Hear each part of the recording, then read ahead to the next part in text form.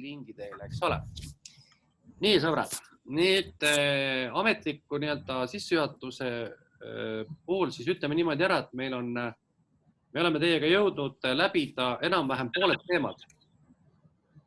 Ja nüüd ma rääkisin ka teile vist kõikidega personaalselt, kordan üle, et siis kui meil on nüüd see kui meil on siin see kohtumiste süsteem kokku lepitud, siis me teeme selle kohtumissüsteemi niimoodi, et me järgnevad 2-3 korda teeme koos ja siis ilmselt viimase nädala teeme jälle personaalselt, eks ole. Et praegu meil on kokku lepitud teiega niimoodi, et me kohtume täna ja pühapäeval, oli niimoodi, eks ole. Ja siis pühapäeval lepiks kokku siis järgmise nädala kava ja siis vaatame, kuidas meil tunne on. Ja siis me lülitame taas personaalseks, et ma ei tea, kuidas tule enda tundus, et kas selline eelmise nädal üks ühele rääkimine oli parem nagu sisuga. Ja mulle väga sobis, aga ma ei tea, mind eelmine kord jäid natuke viljaks ju, aga ma ei tea pühapäevast kellaaega nüüd. Ja pühapäeval me panime, kas oli hommikul juba kell 10 või? Oli küll, jah. Panime pühapäeval kella 10 kohe, et siis saaks hommikul ära, et saaks päeva nagu edasi jätkuda, eks ole. Nii, aga et ma jällegi teid nagu info ka tapaks, siis täna me räägime teiega siis sellisest punktist, mida tegelikult keegi teist, kas Tanel vist juba kirjutas või oli Kalle, ma ei mäleta, äkki Tanel vist. Ja selle teema nimi on siis toode ja teenus ja tootmine teenindamine. Et siukene teema. Kui te nüüd olete vaadanud äkki, olete viitsinud vaadata neid äriplaane, mida saatsin, see minu abikaasa oma ja siis oli see juuksulisalong, eks ole. Kas teil on mingi aimdus olemas umbes, mis asi see toode, teenus ja tootmine teenindamine kujutab, eks ole. Et see on selles mõttes üks päris oluline punkt, et selle punkti nagu siis, kuidas ma ütlen, selle punkti sisuga te peaksite edasi andma selle osa kogu oma teadki ise, Lotta, ma pean su panema vaikseks. Vot nii. Et edasi andma siis sisuliselt kogu oma selle tegeliku ärimudeli nüüd. Et teie nagu see, mida te üldse teete, see, kuidas te teete, see kõik eelnev jutt on sissejuhatus olnud sellele. Nüüd tulebki põhiline osa. Nii et nüüd kujutate ette nüüd olukorda, et pange ennast nüüd sellise situatsiooni, et teil on vaja paberi peal edasi anda ülevaade oma toodetest, teenustest ja sellest tootmise või teenuse osutamise protsessist. Nüüd selleks, et seda teha, peab jällegi taas alustama oma seda punkti sellest, et kõigepealt peab nagu siis meel tuletama ja ära kirjeldama, milles seisnes teie ärimudel või äriidee. Et alustamegi sellest, et vastavalt äriteele minu loodav ettevõte hakkab tootma, müüma, looma, vahendama selliseid asju, eks ole. Ehk siis see kirjeldus peab olema selline, et sealt saab aru, kas te toodate, kasvatate, vahendate, pakute, ehitate, ühesõnaga, mis asi see on täpselt, eks ole. Ja nüüd on vaja nagu siis täita ära järgmised asjad. Kõigepealt tuleb luua kirjeldus teie toodetest ja teenustest, eks ole. Ma nimetan mõlemad, sest et tegelikult siin peast ma tean, et Birgitil on teenus ja siin näiteks, eks ole, Eeval on toode ja niimoodi ongi, eks ole ju. Ja Kiselal on üldse kõik korraga koos veel, eks ole. Ja et ühesõnaga igal ühel teist on nagu midagi nagu ühel ühtemoodi, teise teistmoodi. Et ühesõnaga see toode teenus niimoodi nagu siis ära kirjeldada. Nüüd selle toote teenuse puhul on niimoodi, et kui te vaatate pealkirja, selle nagu äriplaanis on toodud niimoodi, on eraldi toode teenus, on eraldi tootmine ja teenindamine, eks ole. Ja nüüd point on selles mõttes nagu selline, et te peate ise tunnetama, et kui ütleme näiteks teie see toode, mida te hakkate pakkuma, näiteks võtame mingi marja, mustika või taimekasvatus, et siis sellisel puhul ma arvan, et ei ole nagu eriti pointi eristada omavahel toodet ja tootmisprotsessi. Sellepärast, et oleme ausad, ei ole vaja hakata kirjeldama, kuidas mustikas kasvab. Või kuidas, eks ole, ütleme näiteks seal, ma ei tea, mis juuksuris lõikumised sa ei hakka kirjeldama, võtan salgu kätte, lõikan tüki ära, võtan kammi, lõikan ja sa ei tee kirjelda niimoodi, eks ole. Aga näiteks, kui on tegemist, ütleme, startupiga, meil on startupijaid ka, siis tegelikult, oleme ausad, see toode ise oma olemuselt ongi protsess. See tähendab, et sellisel juhul tuleks eristada nii seda toodet, mis asi see on, kui ka tootmis- või teenindusprotsessi, eks ole. Et see nüüd on kõhutunde küsimus. Kas on vaja neid eristada kahte või võib kirjutada seda kõike koos? Aga ütleme, et veel kord, pange ennast sellise situatsiooni, et näiteks olete, et mina ei tea üldse, millega te tegelete. Ja te nüüd peate nagu kirjeldama detailsemalt seda, millega te hakkate äri tegema, ehk siis nii-öelda kust see raha tekib ja mis asi on see lõplik asi, mida klient teie käest ostab. Eks ole ju?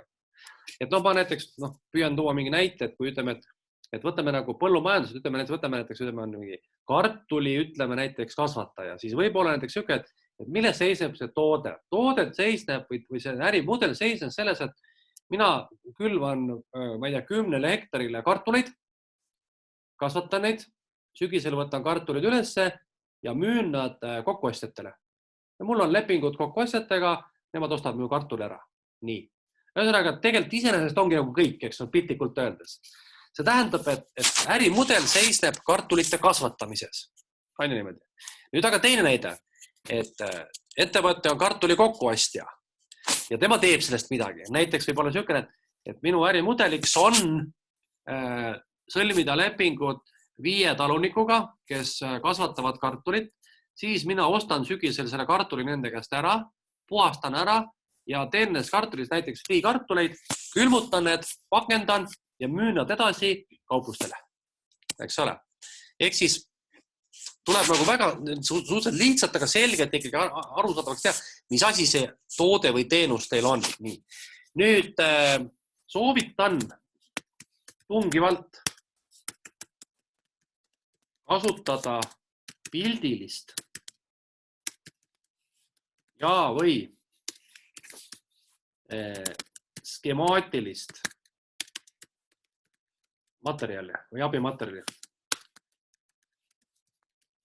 No see tähendab seda, et kellel on võimalik panna oma toodetest või mingist teenusest pilte, siis tehke seda. Kui seda nii lihtne teha ei ole, siis on võimalik teha meil ka mingi, ütleme, et Kisela puhul, et mis sa seal ei näita, tõenäoliselt sa ei näita toidupilte niivõrd, eks ole, vaid sa peaksid näitama, ütleme, oma pubi või oma selle söögikoha mingit nagu interjööri asju, eks ole.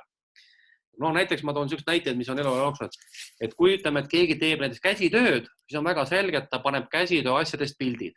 Ta lausa loob sellised nagu tootekategooriad, näiteks, et ma teen neid ja neid asju. Nii. Kui näiteks on olnud toiduvalmistajad, siis mul on olnud näiteks sushi valmistajad, mäletan, nad panidki, tegid sellised suure sushi vaagna, tegid sellise ilusa, visuaalse ilusa toote, tegid foto, ütlesid, et siin on minu toode, mina hakkan valmistama sellist liiki sushisid, eks ole.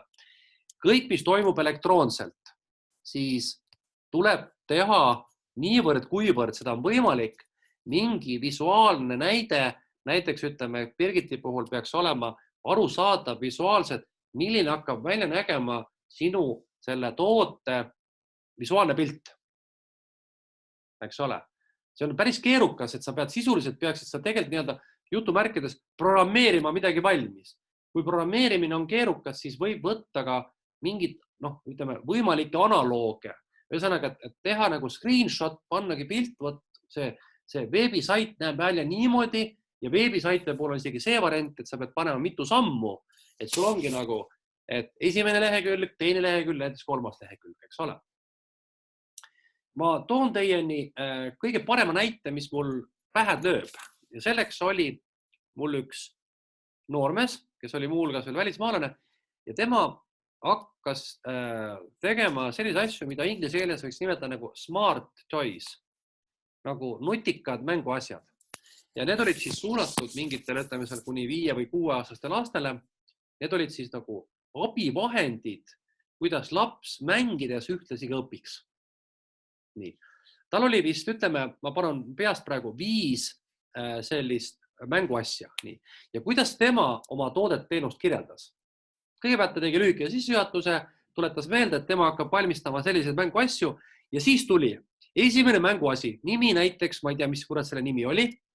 Siis ta tegi pildi sellest mänguasjast, seal oli näha, milline see mänguasi välja näeb ja siis ta kirjeldas ära, kuidas seda mängu mängitakse ja milleks see kasulik on. Nii, punkt 2, teine mänguasi, jälle pilt juures ja kirjeldus, kuidas mäng mängitakse, millist omadust ta lapses omastab. Jube lihtne, jube ülevaatlik ja jube korralik, saate aru. Eks ole? Nii. Nüüd, kellel on näiteks mingid sellised asjad, et ta on varem teinud mingid töid ja asju. Et kui on näiteks varem olnud mingi, ma toon jälle näite mingid, mul on palju käsitöölisi ja igast ehitustöölisi ja remonditöölisi kõike, siis saab alati panna ju pilte oma varem tehtud töödest ja mitte viidata, et ma praegu teen neid, vaid öeldagi, et vot minu varasemas elus kuskil teistes ettevõtetes ma töötasin selles valdkonnas ja siin on minu tehtud tööd, eks näiteks keegi on midagi seal teinud ehitus- ja remonditöid, eks ole. Et see pildiline ja skemaatiline materjal on jube hea. Nii, järgmine näide. Ma olen teile rääkinud sellest Apps-tiimist, eks ole. Nüüd ma vaatan, kas ma leian korra üles ühe asja.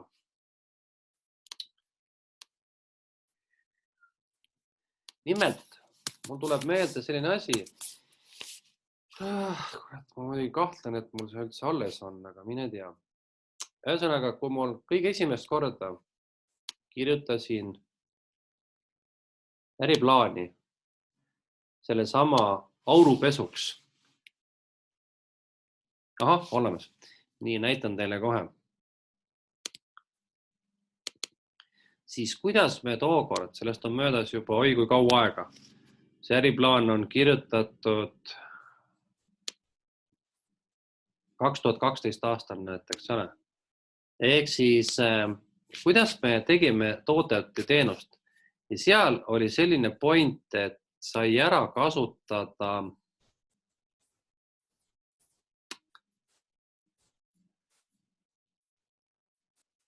vot siuke asi, siukene skemaatiline pool, kuidas protsess töötab. Isegi veel oli niimoodi, et see on nagu teate, nagu tavaline pesupulber ja meie pesupulber, eks ole. Kõigepealt oli tavaline pesupulber, kuidas tavaliselt näeb välja autopesuprotsess ja siis oli toodud nende protsess. Et näete, klient helistab, nii telefoni võtab selgeks, vajadused sobilik aeg, nii siis, eks ole, on siin veel mingi vaheasi, siis kuidas klient kohale tuleb kõik. Ühesõnaga nagu selline teenuse osutamine, selle aurupesu puhul oligi väga tähtis see, et see protsess ise oli nagu uudne, eks ole, et selle ärimudel seisis selles, et mitte see pesu ise aurumasinaid on ennegi olnud, aga just ärimudeli eripära oli see, et firma tuleb kohale sulle sobivale kohal ja ajas ja peseb su auto seal puhtaks. Ja selleks, et seda teenust niimoodi esile tuua, siis sai kirjutatud selline lihtne nagu skeem, eks ole, et nii-öelda olukord praegu ja pärast meie teeme asju niimoodi. Et seda ma pean, kui me räägime nagu, mis ma räägin, mida ma pean silmas, kui me räägime sellisest asjast nagu teenus või teeninduse skemaatilisest protsessist, eks ole.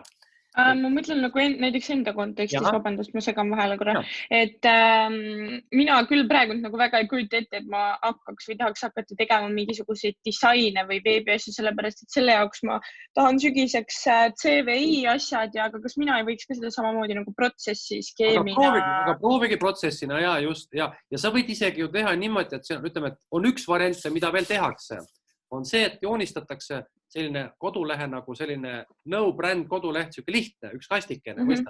Siin on üks kast, siin on näiteks üks link, siin on teine link, et sa võid kasutada mingi kastikesi, on ju. et sa manad ette oma kodulehe näiteks kas või 1-2 lehte. Sa ei pea disainima seda ega midagi, aga põhimõtteliselt saad sa sellise poolgraafilise asjana täpselt sama asja ette kujutada. Klient tuleb, kuhu ta vajutab, mis ta teeb, kus ta midagi leiab. Just. Nii et ühesõnaga, juhul kui, ma tahan nüüd rõhutada, meil ei ole võimalik näidata pilte, eks ole, noh, kuidas sa näitad seda pilti, kui sul ei ole midagi näidata, nagu Birgitil on sama teema, siis sobib ka selliste skemaatiliste jooniste kasutamine, eks ole. Aga enamasti on selline variant, et kui ka teil ei ole seda toodet-teenust veel, siis te saate selle toote-teenuse pildi ju kuskilt internetist, kas mingit tasuta pildipangast, eks ole ju. Et jällegi mul oli siin näiteks üks neiu, tema hakkas tegema sellist erisugust käsitööd ja tal ei olnud veel mitte midagi valmis. Aga sellist toodet-teenust kuskil mujal maailmas oli. Ja ta lihtsalt sai kasuta neid pilte näitamaks, et võt see asi näeb niimoodi välja ja mina hakkan tegema umbes sama tehnoloogia alusel, eks ole. Nii et see on see, kui ma räägin, et pean silmas seda, et eks ole, et kasuta mingit pildilist või siis skemaatilist materjali. Ja ühtlasi tegelikult, mis juhtub nüüd, juhtub see, selle sama nii-öelda sama kirjelduse käigus. Tegelikult te ju teete mitu asja. Kõigepealt te nii-öelda nagu, eks ole, selgitate justkui uuesti seda probleemi, mida te hakkate lahendama. Ja eelkõige näitate lahendust. Ja teine asi, mida teete, te justkui kiidate ennast. Ehk siis see kiitmine tähendab seda, et noh, te peate ju selgitama, et minu toode ja teenus teeb seda asja ilgelt palju paremini ja see on täitsa pekkis. Kui mina sellega turule tulen, siis maailm kohe muutub, eks ole, piltlikult öeldes. Ühesõnaga, see üldine kirjelduse pool peaks tähendama seda, et inimene, kes loeb teie toote teenuse siis seda kirjeldust, peaks aru saama, et kui ta eelnevalt on aru saanud ja lugenud, et mis asi on see probleem, mida teie hakkate lahendama või mis on see, mille pärast te arvate, et see toodeteenus turule tuleks, siis ta siit saab aru esiteks, et mis asi see täpselt on ja kuidas see välja näeb, eks ole, ja võib-olla siis ka seda, et millist nagu seda nii-öelda probleemi osa või millist nagu sellist muret kliendi poolt, et te siin nüüd hakkab lahetama, mis on see väärtuspakkumine, eks ole, mis on see väärtus, mida klient teie käest ostab. Nüüd,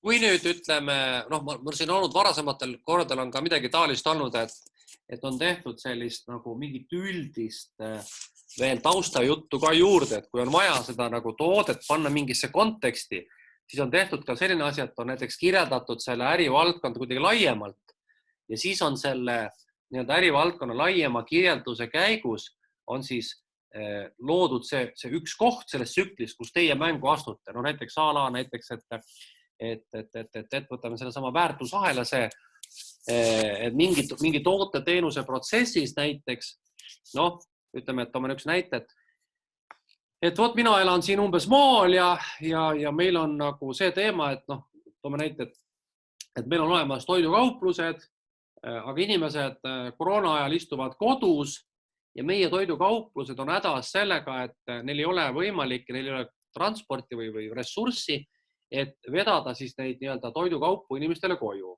Tallinnas või Tartus see asi toimib, aga vot meil siin maakohas ei toimi. Ja mina nüüd otsustasin, mina hakkan pakkuma seda teenust, kus ma hakkangi nende samade toidukaupade toitu vedama inimeste laiali, kuna vot meil on, eks ole, siin palju vanu inimesi. See tähendab, et sa nagu räägid nagu kogu selle protsessi nagu laiemalt ära ja siis tuud veel välja, kus kohas sina siin asud ja mis on sinu lüli, mida sa hakkad tegema. Ja mäletate, ma teile ütlesin, et oluline on see 3 asja. Üks oli see nagu väljamõtlemine, siis oli see nii-öelda valmistamine ja lõpuks oli müük. Et see on ka oluline, et kus teie sellest ahelas asute, et te ei pea kirjeldama niimoodi, aga et peab aru saama, et teie kas olete see pigem see see asja väljamõtlemise pool, olete see valmistaja pool, olete mitu asja korraga, eks ole ju, et kas te nagu hakkate turundama toodet ja brändi või te tegelikult olete niisugune, ütleme nagu niisugune allhankija, ütleme suurematele ettevõtetele, kes hiljem siis teie toodet teenust, ütleme, niimoodi siis edasi modifitseerivad ja kokku ostavad. Nüüd ma räägin teile veel ühe huvitava loo, mida ma olen pakkunud palju välja. Ma isegi peast praegu ei oska öelda, kas teil sellist asja vaja läheb, aga mõelge selle peale. Vaadake, kui te müüte toodet, füüsilist asja, siis füüsilise asja tootmisel ja müümisel on asi üsna lihtne. Kõik saavad aru, saavad katsuda, saavad näppida ja seda toodet on lihtne kirjeldada, eks ole ju. Ja selle tootel on võimalik lihtsalt ka luua kogu see bränding kontseptsioon ümber. Aga nüüd, kui teil on teenus, mis te arvate, kas teenus võib ka toode olla või?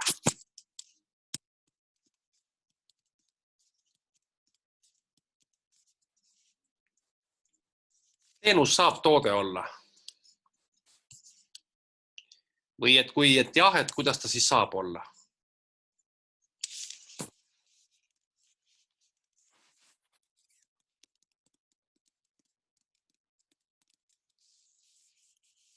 Arvate?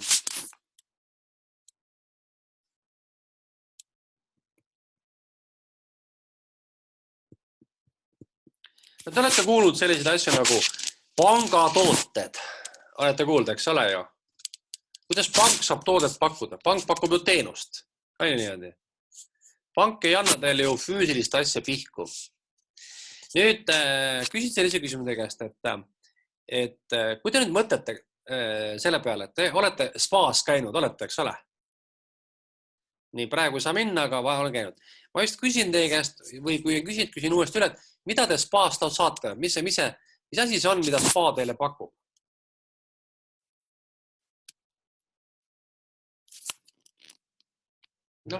Löögastust näiteks. Emotsioone. Emotsioone, nii, okei. Nüüd te räägite juba nagu turundaja.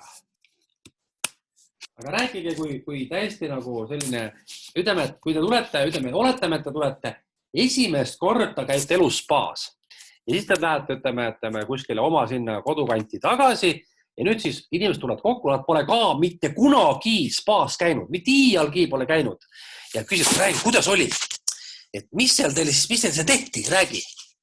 Mida sa räägite neile? Mis seal tehti? Mida te maksite raha? Mis te selle raha saite? Te ütlete, saite elamust ja lõõgastust. See pool ei saa mitte midagi aru. Mis lõõgastust? Mis asi see on siuke? Mis te saite sealt? Mis see raha eest saite? No massaas ja... Massaas saab veel. No mis veel saab? Mudaravi ja mis sa sealt saadki? Saunas käia, basseinis. Ja, nii, mis veel saab? Te ei ole põhiasju nimetanudki veel. Ööseks jääte? Öömaja saab. Ehk magada saab. Juua saab. Just õige, nii. Ehk niimoodi kirjadki, on ju.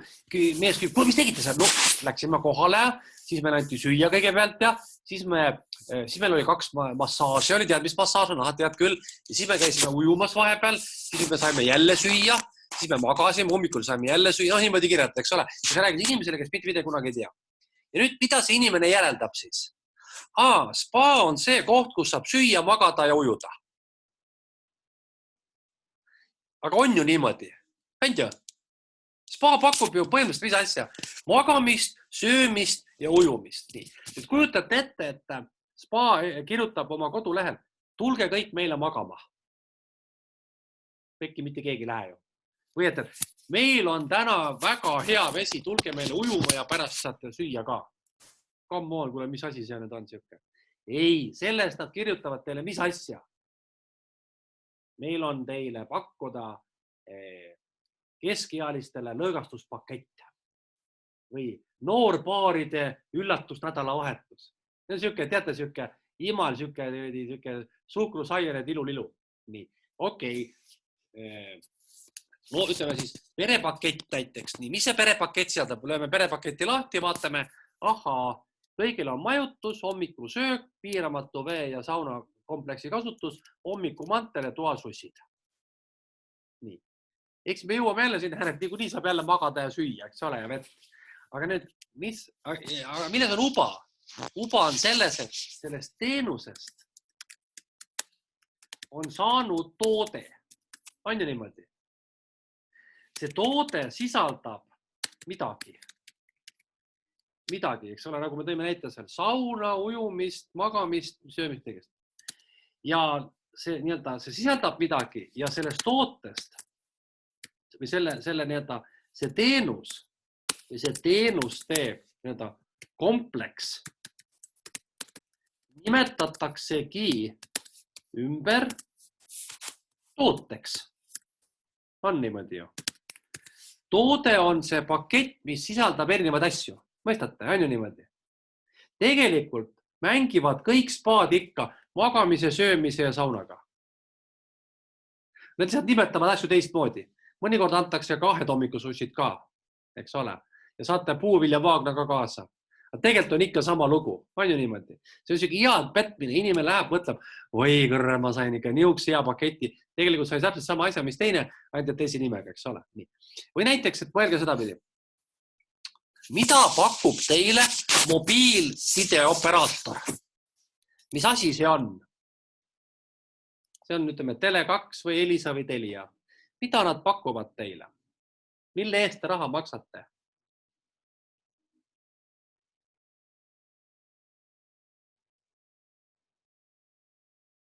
Interneti, mingi kõnede eest.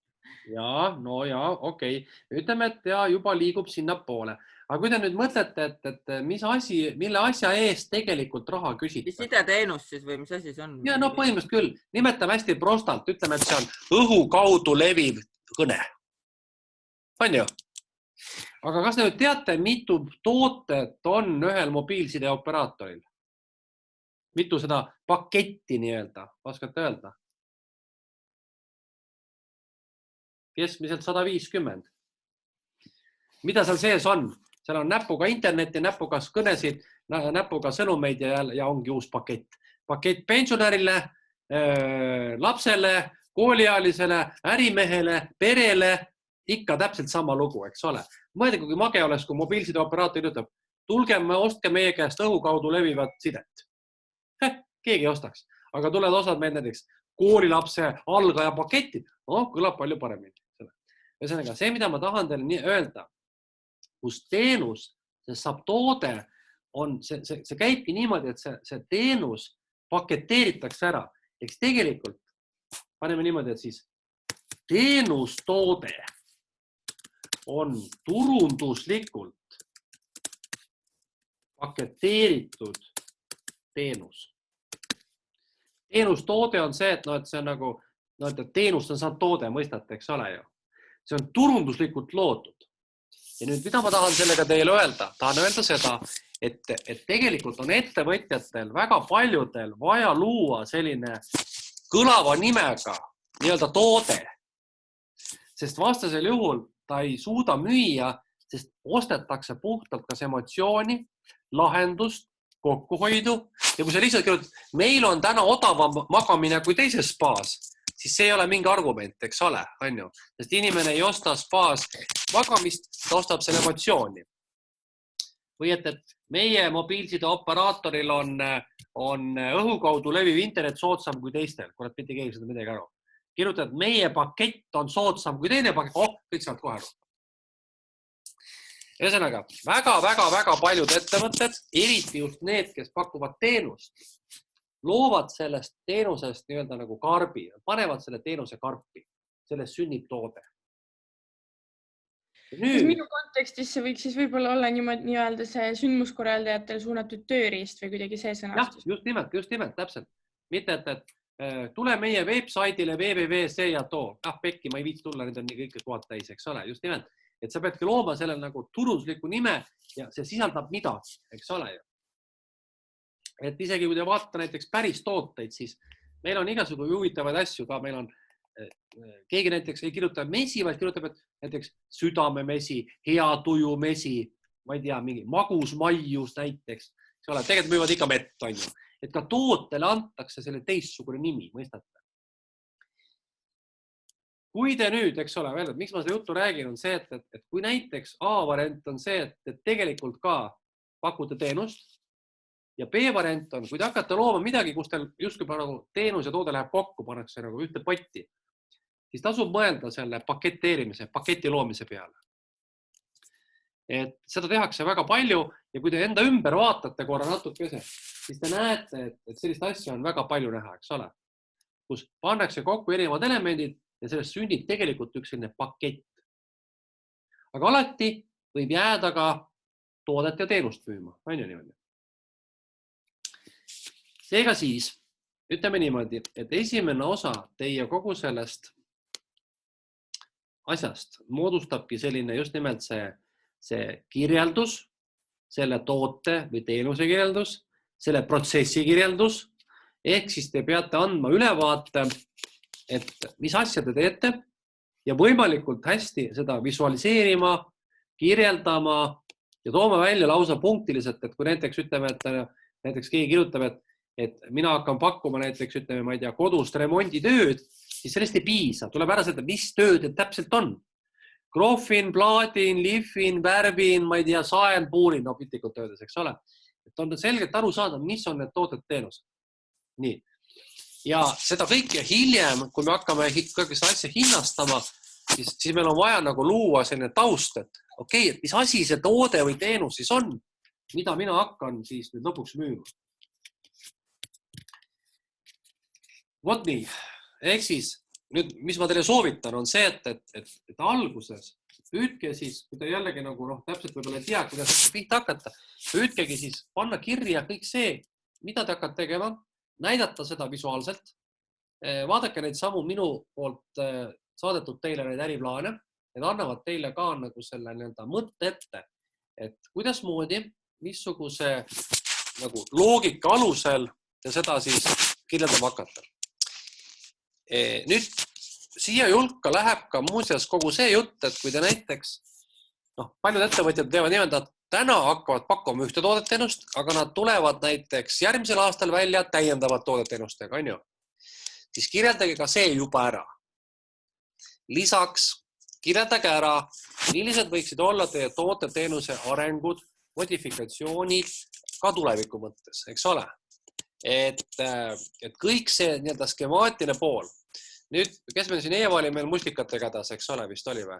No et eks ole, sinu see häda on see, et sa paned täna maha 3 aasta pärast saad ennast kasutada. Et mida sa siis 3 aastat teed?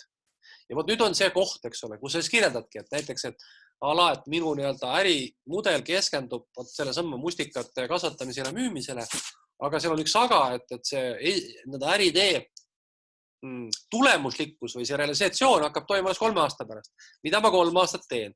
Ja siis tulebki periood 1 kuni aasta 2020 kuni 2022 näiteks või esimesed 3 aastat on minu järgmised tooted, millega ma raha teen, eks ole ju, on ju. Sest kõik see asi, mis te praegu kirjeldate, see tuleb kõik hiljem panna ka veel finantsnumbritesse ka, eks ole ju. Ma soovitan seda, mis ma teile olen alati vist rääkinud, hoidke esialgu oma toote ja teenuse portfell suhteliselt lihtsana. Ehk siis ärge püüdke kohe väga laiaks minna, vaid keskenduge millelegi sellele, millega te arvate, et te saate kohe jala ukse vahele, kohe hakata müüma, eks ole. Ja alati võib eietada ja mõtleda, et oi, ma siin 5 aasta pärast, siis ma teen veel seda ja siis ma teen veel toda ja siis ma lähen veel sinna turu peale ja teen seda, eks ole. Aga praegu on küsimus esimeses 3 aastas, millega te sisustate oma päeva, kust papp tuleb. Ja ega tegelikult tea keegi, mis saab 5 aasta pärast, on ju. Ja nüüd ongi selline lugu, et ma üldiselt olen soovitanud, et võib-olla kõige lihtsam oleks teha niimoodi, et panna selle punkti pealkirjaks toode ja näiteks tootmine või siis teenus ja teenuse näiteks ülesehitus või siis teenuse pakkumine. No midagi taolist, eks ole. Ja võtkegi, et pange nad nagu kahtemoodi kokku ja siis ainuke vahe seineb selles, et kui te olete nüüd selle kirjeldus ära teinud, siis nüüd ongi küsimus, et kas te peate vajalikuks seda protsessi kirjeldada kohe siin samas tootenu sees või kirjeldada seda siis eraldi veel, kui te näete selleks vajadust olevat. On ju?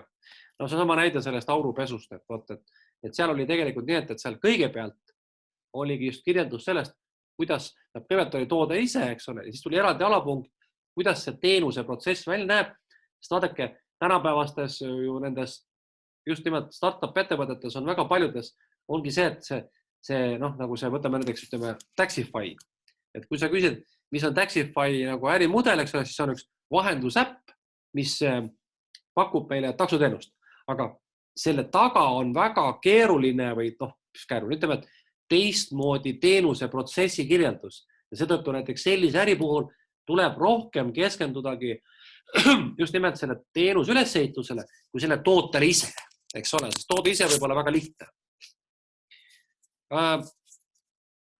Kui mina näiteks peaksin kirjeldama enda koolitusi, siis mina põhimõtteliselt teeksin niimoodi, et mina kõigepealt kirjeldaksin ära, mis on need koolitused, mida mina hakkan pakkuma. Edasi ma teeksin nii, et näiteks ütleme, kirjutame, hakkan pakkuma 3 sorti koolitusi, nii see koolitus, too koolitus, 3. koolitus. Nii.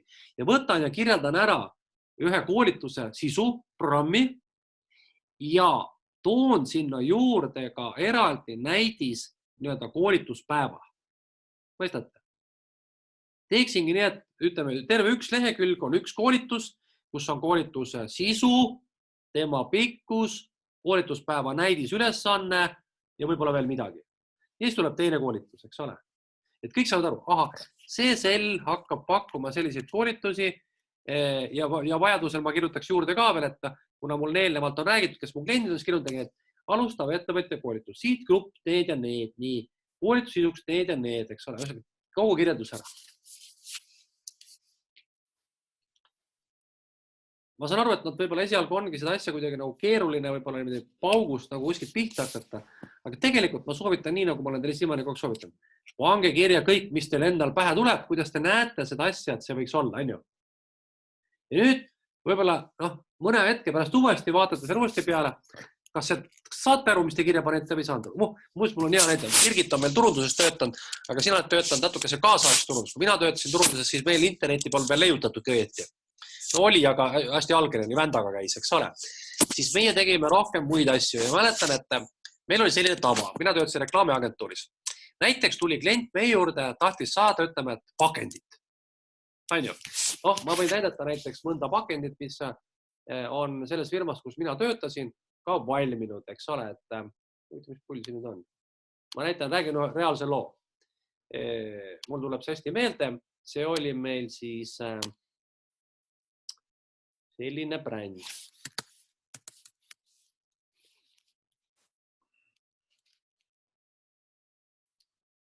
Nii, räägin seda lugu. Ma arvan, et teil tuleb tuttav ette see bränd, on ju? Me olime selle sama firmaga ühes majas, kes selle Maieri brändi lõi niimoodi ja siis nemad tuli meie juurde. Nendel on, täpselt oligi pesupulber, pesukeel, pesutabletid, mingi ütleme, et 7-8 toodet oli nii. Ja palun looge meile bränd, nimi oli olemas ja need siis kavandid. Ja siis me tegime niimoodi, et me tegime hulga kavandid valmis. Niimoodi mõõtlesime, möllasime, joonisime. Tegimegi päris siukse pesupulbri paki kohe, siukse paki tegime kohe valmis. Nii. Printsime välja. Panime kontoris laua peale ja läksime õhtul koju. Ja tulime järgmine päev tagasi. Ja vaatasime, kas meile siis ka meeldivad need pakendid. Ja kui meeldisid, siis järelikult jäime selle juurde. Kui ei meeldinud, viskasime minema, hakkasime otsast pihta. Ja seal on üks metoodika, mida mina mäletan, mida mulle õpetati reklaami tegemisest, et tee endale täna õhtul asi valmis, jäta seisma ja tule mõne aja pärast tagasi ja vaata, kas siis ka meeldib. Sest esimene õhin on hästi suur, on ju.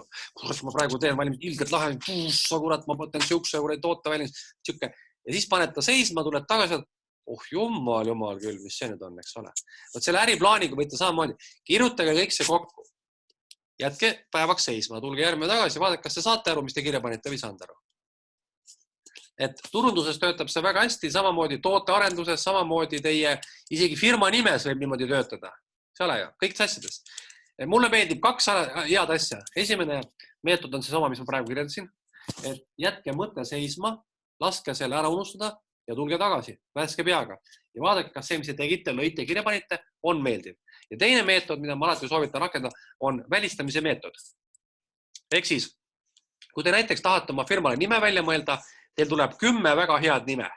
Kuidas valida välja neist kõige parem? Mitte otsida kõige paremat, vaid elimineerida kõige kehvemad. On palju lihtsam. Ja lõpuks ongi juba 2 nime jääbki sõelale. Lisake need koledad, nõmedad nimed kõrvale. Ärge otsige seda ühte parimat, vaid just nimelt otsige halvimaid ja visake need kõrvale. Ma tean väga hästi seda, kuidas mina selle nime asjaga tegin, et ma kirjutasin endale lihtsalt nagu doksi, kirjutasin 2 rida erinevaid nimesid, mis mul mingitel aegadel pähe tuli, panin kõik sinna kirja ja siis lõpuks läksingi, hakkasin maha kriipsutama ja jäigi 2 tükki, täpselt 2. Ja nii ongi just.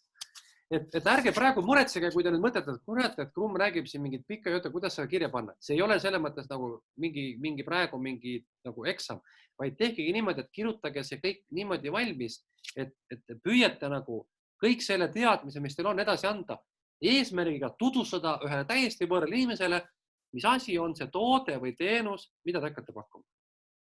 Ehk siis, kui mulle siin praegu vaatab mulle siin Kadri näkku kogemata kombel ja mina vaatan talle näkku, siis me sinuga rääkisime, eks ole, et kui sina hakkad müüma midagi, siis nüüd püüagi selgeks mulle teha, mida sa hakkad müüma. Eks ole ju. Ja pane pildid alati juurde, väga hea. Eevaga oli väga lihtne, Birgitil on selles mõttes keerukam, et tal on näitsa teistmoodi, Kallel on, nii ja pole väga keerukas ei ole just, eks ole ju, väga keerukas ei ole. Ja kes meil siin veel praegu pildiga ei ole, siis ma mäletan siin enamusi, et oli nii ja naa, et midagi ülikeerukat ei ole, eks ole ju. Tegelikult annab kõiki asju visualiseerida, annab kõiki asju skematiseerida ja kõiki asju annab niimoodi kirja panna. Ja veel, vaadake, kuidas ma teinud olen varem seda. See ei ole tegelikult keerukas. Aga ma rõhutan, me oleme praegu toote ja teenuse kirjelduse protsessis. Me kohe räägime ka keelusemast asjast. Aga põhimõtteliselt kogu see kirjelduse osa peaks olema selline, et te suudate paari lehega visualiseeritult ja süstematiseeritult edasi anda, mis need tooted on või need teenused, mida te hakkate pakkuma. Näiteks, eks ole, teenuste puhul on selge, kui ma mõtlen näiteks selle sama koolituste peale, siis ilmselgelt mina ei kasutaks ühtegi pilti. Sest mul ei ole, ütleme, et kui ma teen neid koolitusi veel eraldi just klassiruumis ka, siis mul tegelikult ei ole mingisuguseid selliseid pilte kasutada, kuna see on nagu selle asi, mida saaks visualiseerida, eks ole. Aga näiteks, oletame, ma olen käinud ka sellistel koolitustel, kus tehakse mingi interaktiivne, mingi seiklusmäng või mida iganes, eks ole. Meeskonna, kes teab, et meeskonna koolitus saab teha hästi ägedaks. Siis on võimalik juba tegelikult lausa luua mingi skeem, näiteks, et meil on niisugune metsarada, matkarada või seiklusrada, kus me paneme meeskonna proovile ja siis me joonistame, mismoodi see kõik välja näeb ja saame pilte panna hoopis teine asi, eks ole. Kui mina koolitan klassis, räägin raamatupidamisest või ettevõtlusest, seda on nagu visualiseerida suht mõttetu, aga kirjeldada saab küll väga hästi. Eks ole? Vot. Ja veel kord, kui teil ei ole pilte, kasutage, mis see Pixabay on üks selline tuntud tasuta nende piltide äpp. Mul abikaasa kasutab seda, ma vaatan, on vist mingisugune. Jah, ma näitan teile seda, kust tema võtab pilta. Et tema kasutab sellist nagu keskkonda. Et siin on 1,7 miljonit pilti. Mõne ikka leiate. Eks ole ju. Et iseloomustamaks oma neid asju. Pinterest töötavad, kõik asjad töötavad, eks ole. Et saate just nimelt nagu läbi selle omale selle visuaalse poole ette. Vot nii. Ehk siis veel kord hüppan tagasi siia skeemi juurde. Esimene asi, teie ülesanne on just nimelt see toode, teenus või tootmine, teenindamine, kumba te valite, see siis ära kirjeldada. Nii. Nüüd, mida veel on olulist? Nüüd, need, kes vajavad ruume,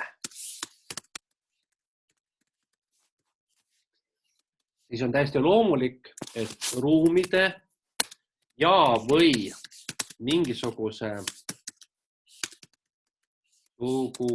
muu atribuutika,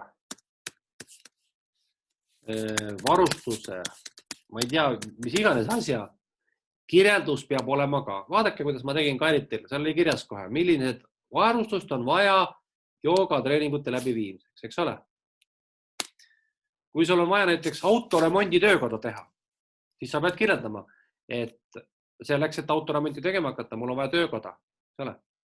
Ja väga suur hulk infost tuleb nüüd edasi anda selle töökoja sisustusel, varustuse, kõige mis iganes asjade puhul. Kui keegi tahab teha näiteks kohvikut või restorani, on täiesti selge, et peab olema kogu sellest kohvikust ja restoranist pikk ja põhjalik ülevaade. Mis tähendab ka seda, et eelkõige on nüüd kaks olulist asja. Esimene on see, et kui on vaja ruume või mingit varustust, eks ole ju, siis peab olema see olemas. Kui ei ole, siis tuleb küsida mingid pakkumised, tuleb sõlmida lepingud. Ehk siis ma ütlen teile kohe ära, et kui teil ei ole ruume ja ütlete, et mul on vaja hakata mingit, ma ei tea, autoremonti tegema ühes mingis autoremondi töökojas, kui te ruume ei ole, siis te raha ei saa. Kui teil on vaja näiteks kartulikasvatuseks hoida asju kuskil salves ja teil seda ruumi ei ole, siis teil raha ei saa. Enamustel teist, ütleme siin, võib-olla esimese hooga probleeme ei tohiks tekkida, aga mõningad sellised olulised asjad on küll. Kui on ruume või seadmeid vaja, siis need peavad olemas olema. Tuleb sõlmida mingid eelkokkulepped, tuleb sõlmida mingid eellepingud, tuleb uurida hinnapakkumisi, tuleb kirjelda, mis on olemas, mis mitte. Ja siit sellest osast tuleb teile ilmselt ka kohe juba see küsimus, et mida teil on ja mida teil vaja oleks, eks ole. Tavaliselt on nii, et ettevõtjad kirjutavad, et mul on vaja selliseid asju, mingit tehnikat või mööblit või kurat teab mida. Ja vot siis, eks ole, mul need asjad on olemas, aga neid mul ei ole. Ja see, mida mul olemas ei ole, seda ma hakkangi ostma Töötukassa abil. Aga mis see minu kontekstis võiks tähendada või mis me siia teise osasse? Kui sul ei ole niisugust probleemi üldse, siis sa kirjeldagi seda. Ruume sul vaja ei ole ju. Ei ole. Mööblit ei ole vaja. Tõstukit ei ole vaja. Tundra on meil ka endal olemas, neid me ei pea hakkama. Jaa, nii et seetõttu sina siia kirjuta mitte midagi. Sa võid kirjutada seda, et ettevõtte ei vaja kontorit, on ju. Töö toimub ettevõtte looja nii-öelda kodus. Kuna tegemist on programmeerimistööga, siis ei ole vajadus mingite ruumidele. Tööd saab teha kõik üle laivi, eks ole, üle interneti. Et selle möönduse võib panna, kas teil on vaja mingit kontorit, tootmisruume, mida iganes. Kui ei ole vaja, siis põhjendage, miks. Selline tuleviku muusika võib olla, kui see ei puutu praegu asjasse. Jaa, et sa võid lihtsalt kahe sõnaga mainida, et see protsess, kus luuakse teenus, see toimub kõik virtuaalselt, selleks ei ole vaja järgi kontorit rentida ja põhimõtteliselt ju, kuna tegemist on nagu virtuaalkeskkonnas asuva ettevõttega, on ju. Tegelikult ei eelda üldse füüsilist kontorit, see ei eelda mingisugust füüsilisi töökohti, vaid et sina ja ütleme veel kaasloojad näiteks või keegi on siis tegelikult ju kogu aeg selle firma taga, ükskõik kus sa oled, kas kodus või välismaal. Põhimõtteliselt sinu puhul seda muret ei ole, eks ole ju. Kas siis nagu minu firma puhul on samamoodi, et kuna ta on esialgu nagu kodukontor, siis ei ole ka nagu nende ruumide asjadega? Ei ole ruumide küsimus. Ainult, et küsimus tekkida, et kui sul on vaja mingit taupured ja ladustada, siis sa võid märkida, et sa ladustaks sinu kodus. On ju? Nüüd, ma ei tea, kuidas Eva puhul on, kas näiteks on vajadus mingit eraldi ruume sinu puhul. Ma ei tea, sa pead ise mõtlema. Eks ma pean jah mõtlema, et ainuke, mis ma arvan, et võib-olla, kui ma sinna kirjutan sisse, et tal on mingid sügavkülmad asjad, need eeldavad mingit ruumi, aga kui mul endal on olemas näiteks kodus mingi abiruum, mida ma saan kasutada kauba hoiustamise ja ma ei tea, jahutamisena, mis iganes, siis nagu eraldi ruumi mul vaja ju siis hetkel ei ole ju. Aga kindlasti ära unusta mainimata, et sul siiski on neid asju vaja ja kas sul on olemas või ei ole. On ju? Ja ma mõtlengi, et näiteks, et on olemas mahutavusega, ma ei tea, mingi 60 liitrit sügav külm, aga realiseerimiseks oleks vaja näiteks nii suurt juurde. Just. Ja midagi sellist on ju. Just. Ja selle siis pärast hiljem kirjutad eraldi paberi, kus sa kirjutad, mida sa tahad osta, on ju? Just. Et see on nagu hästi loogiline, et niimoodi asi käibki. Eks ole ju? Siis edasi veel, et kui on näiteks vaja mingisugused eelkokkuleppeid kellegagi selleks, et firmat üldse alustada, eks ole, siis need on need kohad, kus ka siin võiks olla see mööndusmärge, mida iganes. Noh, ütleme, võib-olla on vaja mingisuguseid kasutuslubasid, kasutuslitsentse, tegevuslubasid, eks ole, siis kõik see, mis teil vaja on, peab olema siin kirjas. Kas kellegi teist on vaja mingit eriluba?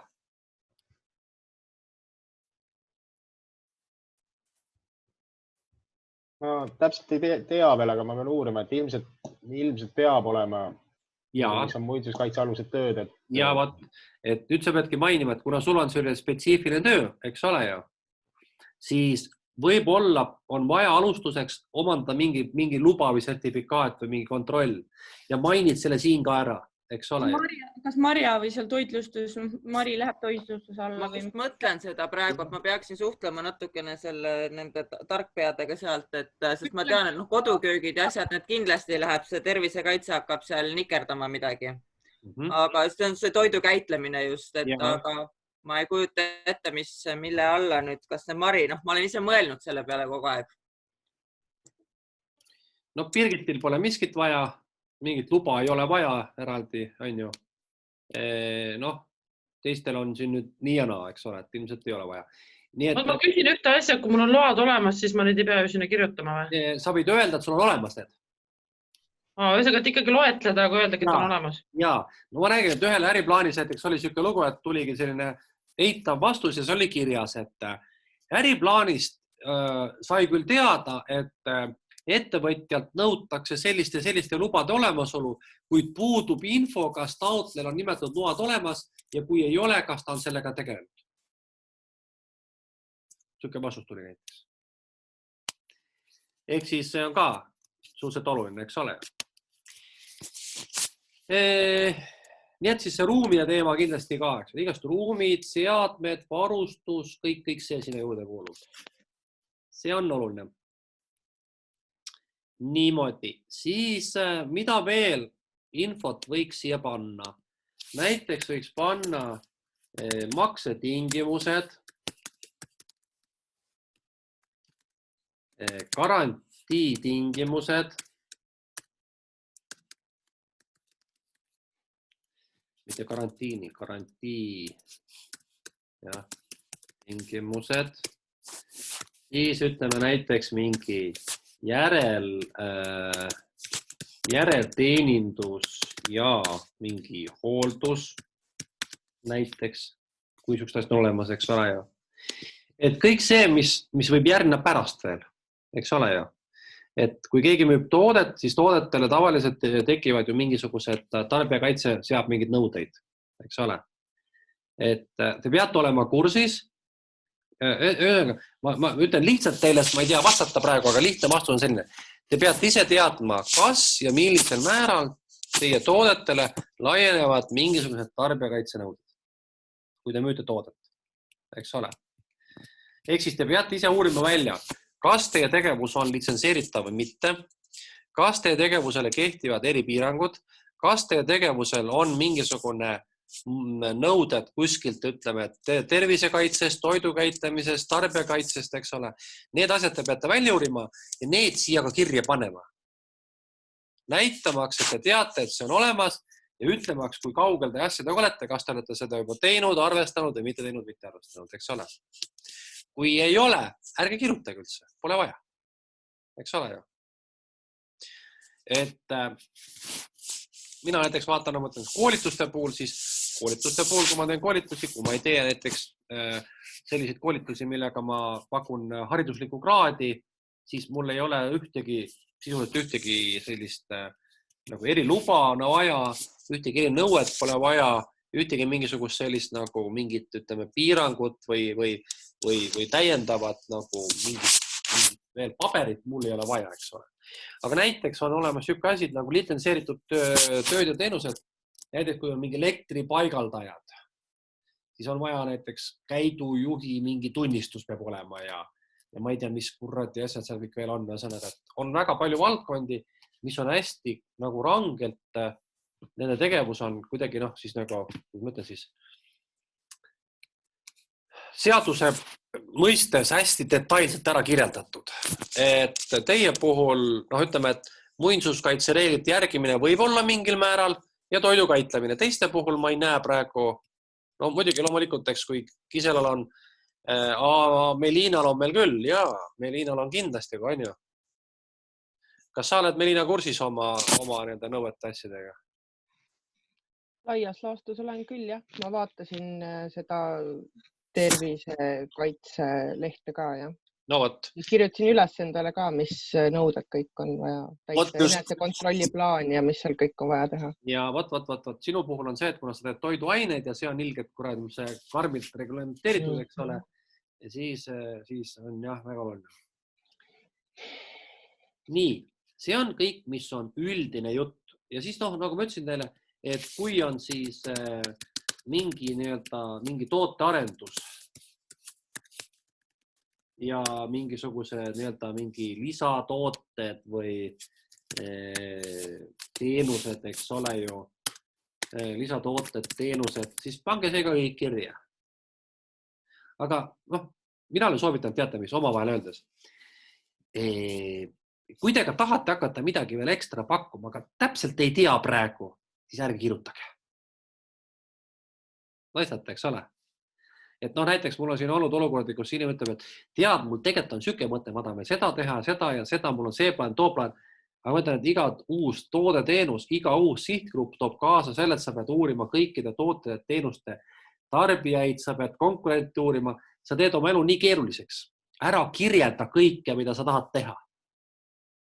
Eks ole? Ära püüa kõigepealt kogu maailma vallutada. Ja äriplaani kontekstis ei ole mõtet kõiki kirja panna. Kontsentreerige vähemale, püüdke sellega, mis on teil see core business, see baas business, püüdke sellega toime tulla. Ei ole võimalik väike ja alustaval ettevõtjal teha 100 asja korraga ja püüda siis seeläbi, ütleme, oma rahalist seisu paranda, vaid kõik, mis on selline nagu keskne, sellega raha teha. Eks ole? Nii, on teil selle asja kohta küsimusi?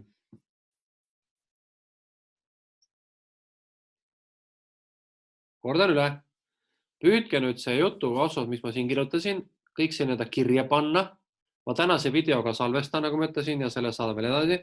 Ja püüdke ennast püüdke seda oma toodet-teenust nii hästi halvasti, kui te suudate siis kirja panna niimoodi, et siis just nimelt, nagu ütlesin, võõras inimene saaks ka aru, aha, selge, see ettevõte teeb selliseid asju, pakub selliseid asju. Vot nii. Mul on üks küsimus, et näiteks garantiitingimuste kohta, et näiteks ehitavad midagi, et nendel kehtib garantii 2 aastat näiteks. Ja nendel jääb raha sisse sinna 2–5%. Selle saad kätte siis, kui 2 aastat on läbi, garantii on täidetud kõik nõudmised. Et kas selle raha poole peab ka sinna sisse kirjutama või? Sellisel juhul küll, jah. Või kirjutadki, et 2 aastat garantii, et kõik nagu... Tead sa, siin on niisugune lugu, et tegelikult põhimõtteliselt sa ikkagi võid kirjetada selle 2 aasta garantii ja mitte täpsustada niivõrd, kuidas see käib, et peaasi, et sa tead, see nõue on olemas ja sa täidad seda. On ju? Kuigi nüüd finantspoolest sa pead arvestama, et kui sa näiteks müüd ühte toodet-teenust, paneme näiteks 1000 eurot kuus ja kui sa tead, et sa pead sealt 5% kõrval panema, see teeb, eks ole, siis 50 eurot teeb iga kuu pead, igast tootest, igast 1000 eurot peaks justkui nagu kõrvale panema ja kui see summad on nüüd märkimisväärselt suured, siis see tähendab seda, et sul tegelikult reaalselt on sul kogu aeg mingi summa justkui kinni. Just. Nüüd küsimus on, kui märkimisväärne see summa on, mõistad, eks ole. See ei mõjuta sinu kasumit ja kahjumit. See võib mõjutada sinu rahavoogu. Aga seda võib teha niimoodi, et ma mõtlemagi, kuidas seda üldse mõtlen, kuidas seda teha. Seda võib teha ka muidugi niipidi, et sa võid näiteks oma toote-teenuse puhul võtta selle 5% müügihinnast maha esialgu. Oletame näiteks, on ju? Ja müüa seda toodet-teenust teadlikult nagu 5%-lise nagu vähemas numbriga, eeldas, et see 5% on see summa, mis sul tegelikult alles 2 aasta pärast vabaneb, on ju? Ehitada oma müügitulu ülesse selle garantiiraha väheneva summa arvelt, mõistad? Et selle peale võiksid mõelda. See lihtsalt on enda jaoks oluline, et veenduda, et kui suur see kadu siis sellisel on, kui sa näiteks tõesti seal 3–5% peaksid oma rahast hoidma need kliendi juures kinni, on ju? Nii, küsige veel sellest üldise osa kohta just, sest meil on üks suur teema veel rääkida, mis puudutab finantspoolt ja sellega ma räägin täitsa eraldi teile. See on alles sissejuhatus. Keerulisem asi tuleb. Tahtsin küsida oma koha pealt, et kuna mul on nii palju neid erinevaid firmasid, et kas siis ma panen näiteks oma toodete, nendest toodetest, mida mina nagu vahendan, siis mingisugusnegi, ütleme näiteks 3-4 pilti ühes firmas, 3-4 pilti teises firmast ja siis väikeste juurde. Jah, ma arvan küll, et sa võid kasutada mingeid kategooriaid või sarnaseid tootesarju või midagi taolist. Et sa ei pea ju, sest ma toon näiteks näite, et mul oli siin talvel oli üks grupp, kus üks neiu hakkas tegema e-poodi ja tema hakkas müüma e-poes kõiksuguseid käsitöö ja selliseid sisustustooteid. Sa võid ette kujutada, kui palju need maailmas on. Ja tema tegigi niimoodi, et tema lõi gruppidesse näiteks, ütleme, et küünlad, vaasid, ütleme seal, ma ei tea, midagi taolist, mõistad? Ja iga ühe alla pani brändid, mida ta hakkab müüma ja näitas ainult mõningaid tooteid. Jah, nii oli lihtsam. Kui sa müüd nagu mingisuguse ettevõtte, teise ettevõtte tooteid edasi, kas selleks ei pea olema mingeid kokkuleppeid sõlmitud? Peab olema ja see kuulub täpselt samade kokkulepete alla siin. Et siis Kadril peaks sisuliselt olema need kokkulepete väljavõtted olema panna sinna äriplaani sisse? Põhimõtteliselt peaks, kui see nõuab, kui selline nõue on olemas, jah.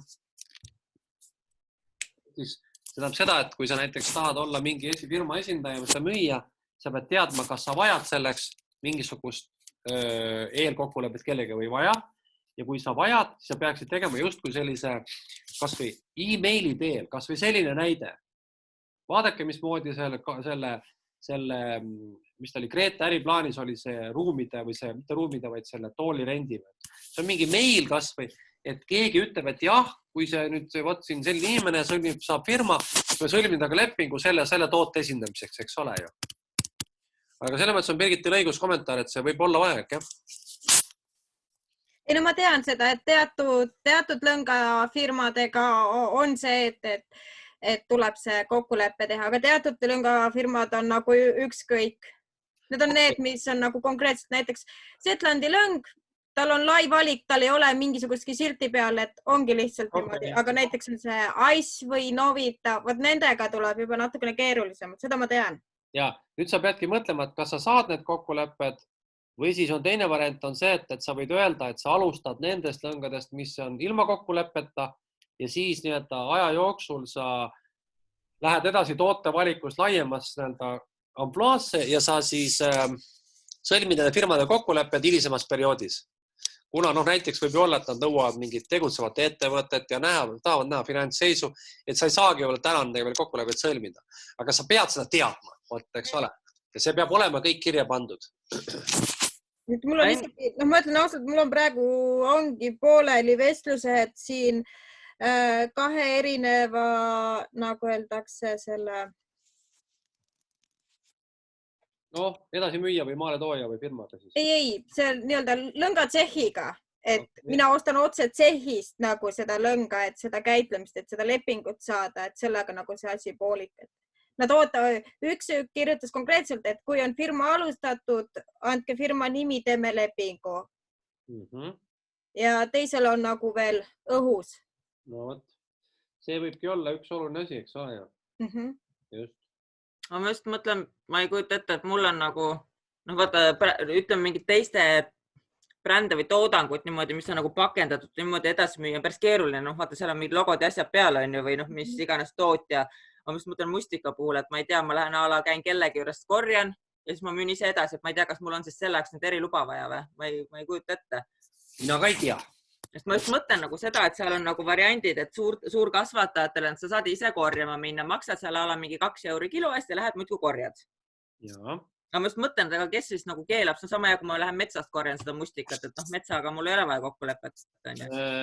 No võt, sa pead arvestama, aga mis siis juhtub, kui tuleb näiteks mingi toidukontroll, siis nõuab päritolu. Kuidas sa tõendad päritolu? Ja päritolu tõend, ja. See on juba süke asi, et mõtles üks asja peale ka, eks ole?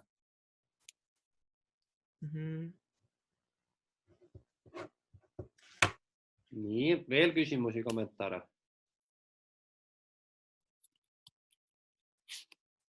Ma tahaks teha nüüd kohvipausi vahepeal, 10 mintsi umbes. Ja siis tuleme tagasi ja siis ma räägin sellest finantspoolest ka, et mis see tähendab, et kuidas hinnakujundus see käib, eks ole? Sobib? Ma panen siit nüüd share'imise stopile, panen video praegu seisma, 10 minuti pärast umbes tagasi, eks ole? Okei. Nüüd räägime sellisest asjast, et lisaks kõikidele muudele asjadele, mida te peate omale sinna kirja panema, te peate kirjeldama oma hinnastamist ja oma hinna kujundust. Ja miks see on raske? See on raske sellepärast, et nüüd te peate välja võluma oma toodetele nende kõik kuluartiklid, kõik. Tere, Tanel, sind varem ei olnud või olid või? Olin küll tegelikult kogu aeg, mul video ei mänginud lihtsalt. Täna kuidagi jätsin. Mul on ühes arvutis on kuidagi professionaalsem, et teises arvutis. Okay. Ehk siis, ühesõnaga, teil on vaja välja võluda, kirja panna kõik oma hinnakomponendid. Nüüd räägime kõigepealt üldse, et mis asi hind on. Hind on, meil on 2 hinda. Meil on oma hind ja meil on müügihind. Kuidas müügihind kujuneb? Müügihind võrdub kulud, liita kasum, liita käibemaks. Kui on käibemaks.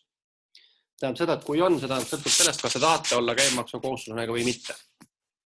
Eks ole? Nüüd see on omaette küsimus. Käibemaksul on niisugune lugu, et põhireeglid on millised? Põhireegel on see, et kas teie käive on 40 000 aastas või rohkem, siis te peate olema käibemaksu kohustuslane. Või teine variant on, et teil on soov juba praegu võtta ennast käibemaksu kohustuslaseks. See tähendab seda, et nüüd te peate hakkama näitama oma hinna juures eraldi käibemaksu. Veel kord, kui teie käive juba aasta jooksul läheb üle 40 000, siis te peate nii või teisiti hakkama käibemaksu kohustuslaseks. Siis te peate näitama alati hind liita KM. Eks ole? See tähendab seda, et näiteks kui keegi müüb, ütleme, võtame siin praegu siis mustikat, olgetame. Mustika kilo, siis mustika kilo näiteks maksab, palju maksab? No praegu on, kui ütleme, kus ka 12 eurot. Nii, kas see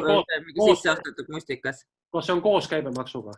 Ja, sest et need, ütleme, mis sul kaubanduskeskustes ja niimoodi, et seal on ju hinnad kõik sul käibemaksuga koos. Just, nii nüüd on niimoodi, kui sina müüd ilma, kui sa ütleme, et ei ole KM-i kohustuslane, siis on sinu tulu 12 eurot. Nii, nüüd, kui sa oled KM-i kohustuslane, siis on A-variant kas 12 pluss käibemaks 20%, mis teeb su toote kallimaks.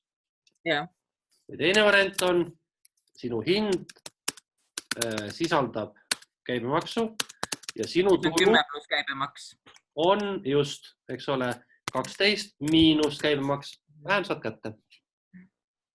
Nii et seda nüüd peate otsustama. üks siuke lihtne reegel, mida tasub meeles pidada, on selline. Kui kliendiks on ettevõtted, siis vabalt võib olla käibemaksukohuslane. Kui kliendiks on eraklient, siis pigem võib-olla ei ole soovitav. Nüüd, millal on jällegi soovitav olla käibemaksukohuslane? Kui teie tootmisprotsessis või teenuse osutamise protsessis on teil palju kulusid ja kui te ostate sisse igast materjali ja muid asju, siis on see asi, et iga kord te maksate ju ka käibemaksu, eks ole. Aga nüüd on siuke lugu, et nüüd te peate sellisel juhul oma selle nii-öelda, või te saate sellisel juhul ju kõigi selle sisse ostetud kulude pealt käibemaksu nii-öelda nagu maha arvestada, ehk tagasi küsida. Ja võt see on nüüd see triki küsimus, eks ole. Kas olla või mitte olla käibemaksukohuslane? Et see nüüd on väga suur olu. Muuseas, teate, mis ma teen teile? Ma annan teile võimaluse raamatupidamisest, et ma ei peaks hakkama teile uuesti rääkima. Ma annan teile võimaluse võtta aega ja kuulata mõnda minu koolitust raamatupidamise alusest. Ja te leiate selle, ma vaatan kohe siit. Kohe ma annan teile mõned lingid. Te saate ise kuulata kogu raamatupidamise põhialused ära. Ma teen sellise möönduse, et ma ei hakka teile ümber rääkima, vaid te saate minna minu YouTube'i kanalile. Ma kohe võtan siit mingid lingid. Ja te saate tegelikult ära kuulata raamatupidamise põhialused. Ja nüüd, mis teil on võimalik teha selline asi, et te kuulate ära ja siis, kui te tunnetate, et nüüd on teil küsimusi, siis te saate küsida. Ma tegin just eile lõpetasin ühe koolituse 2-päevase ja esimesel päeval oligi mul raamatupidamise alused. See jutt on 5 tundi pikk, aga kui te tahate, te võite, ma räägiks teile sama pikalt. Te võite selle rahulikult ära kuulata, te saate aru ja näha, kuidas ja mismoodi näeb välja raamatupidamise korraldamine. Ja teil on variant, et te siis saate sealt mulle nii-öelda küsimusi ja mõtteid, kas te tahate ja kuidas te tahate oma raamatupidamist korraldada. Nüüd ma panin teile praegu lingi siia, saite vast kätte.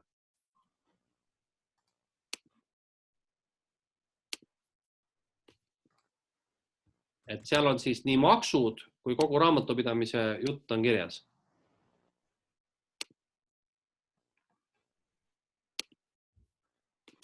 Saite kätte, jah? Tuli chati teile link. Et võtke aega, kuulake läbi, see on üsna põhjalik video. Ma räägin seal üsna pikalt. Kuidas näeb välja raamatupidamise korraldamine, mida te peate teadma ja seal on ütlesi maksudest ka juttu. Ja samamoodi on siis ka käibemaksust juttu. Aga see, mismoodi, et kas valida käibemaksu kohustuseks ennast või mitte, see on seal ka juttu, aga te peate sellest nüüd mõtlema, eks ole? On ju? Ma olen soovitanud läbi lugeda mõned seadused, nagu näiteks tulumaksuseadus ja käibemaksuseadus. 2 põhiasja, eks ole? Kas te olete otsustanud, kuidas te oma raamatupidamist üldse teete või? Mina olen otsustanud, et sisse ostan. No ilmselt... Kas keegi tahab ise ka teha või?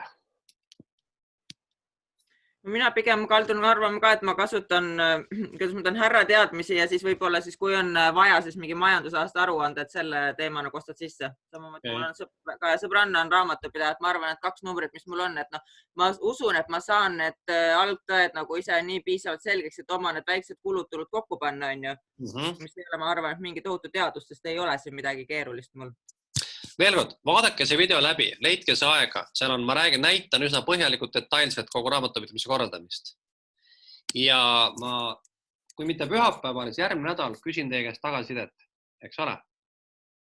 Aga nüüd ma lähen siit tagasi hinnastamise juurde. Ühesõnaga, see on siis veel kord rõhutan, see on siis nii-öelda müügihinna kujunemine, eks ole? Niimoodi see näeb välja. Nüüd, mida teie peate tegema? Nüüd teie peate tegema niimoodi, et teil on kohustuslik osa on hinnastamine toodeteenuse juures. Ja selleks on teil vaja kõigepealt liigitada oma kulud 2 rühma. Need on siis muutuvad kulud ja püsivad kulud. Nii. Nüüd muutuvad kulud on seotud iga tooteteenusega. On niimoodi. Näiteks, et kui Melina teeb erinevaid küpsetisi, siis põhimõtteliselt on niimoodi, et kõik see toormaterjal, mida sa kasutad oma küpsetist tegemiseks, see puudutab muutuvaid kulusid. Et kui sina teed näiteks, võtame näiteks saiad, siis panedki oma saiakese või saia ja pead sinna alla kirjutama, milline on see kõik see kulu, mis sul kulub tainas, mis sul seal veel on, ma ei tea, sool, eks ole, mingid asjad. Kui palju sul kulub hinnanguliselt ühe saia valmistamiseks materjali. Siis on pirukad, pirukatega sama lugu, nii. Nüüd aga kas ma ju kasutan elektrit ja vett ka, kas ma neid pean ka siis sinna kuidagi... Kohe räägime, kuidas see asi käib. Okay. Ja nüüd on siis lõpuks on püsivad kulud.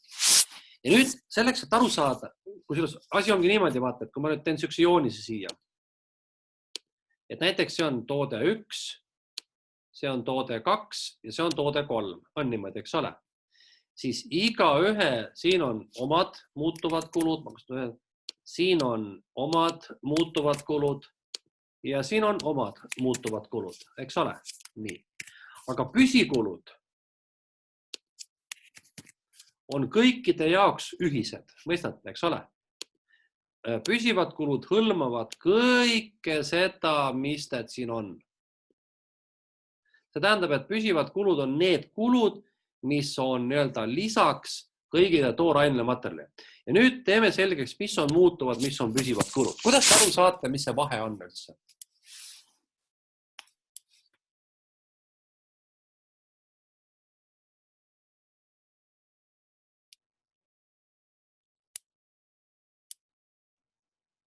Ja kuidas teie aru saate, mis on vahe muutuvatel ja püsivatel? No kas siis muutuvad kulud näiteks piruka näitena tuues, et eile tegin 10 pirukat, täna teen 100 pirukat, muutuv kulu on näiteks elekter. Või on läheb see muutuva või püsiva kulu? See võib olla ka muutuv kulu, jaa, või õige, on küll. Et eile läks mul euro eest, täna läheb 10 euro eest. Jaa, põhimõtteliselt küll. Miks sul läks rohkem? Kliente tuli juurde, maitsed. Sa tootsid rohkem, on ju? Just, toode kasvas. Just, see tähendab seda, et muutuvad kulud on need kulud, jätke meelde, mille kogusumma sõltub müügikogusest, tootmise müügikogusest.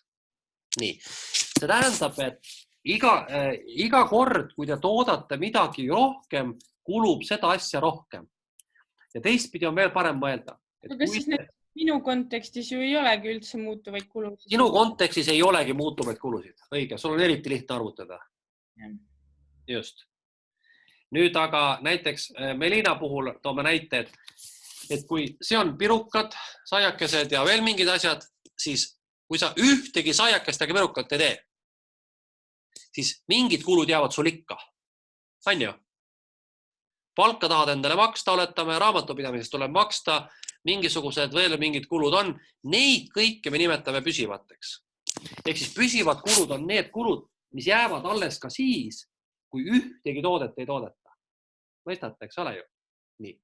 Nüüd väike ettevõtjal, millised kulud tasub võtta püsivateks? Hakkame siit pihta. Ma soovitan teil maksta endale püsivat palka, ühesugust palka. See on püsikulu. Nii. Raamatupidamine on püsikulu. Reklaam ja turundus on püsikulu. Ütleme, domeenirent, internetdomeenirent on püsikulu. Kontorirent, kui te teete seda kuskil kontoris, on püsikulu. Mis veel? Autoliising on püsikulu, eks ole. Nüüd elektri ja vee ja muude asjadega on niimoodi, et võtta, et Melina küsis, et mul läheb elektrit ka. Nüüd on küsimus selles, et kas sa suudad ja oskad välja arvutada, kui palju sul läheb elektrit ühe piruka küpsetamiseks. Ühe pirukaga ei oska, on ju. Aga kui sa teed 1000 pirukat, seda sa juba oskad arvutada. On ju? Ilmselt küll, jah. Just. Sa võid võtta jämedalt, ütleme, et 100 eurot läheb elektrikulu 1000 piruka küpsetamisel, järelikult ühe piruka peal läheb 10 senti. On ju? et sama lugu. Aga samal ajal, kui näiteks on kontoriruum, kus elekter valgustab teie tuba, siis see on püsikulu. On ju niimoodi?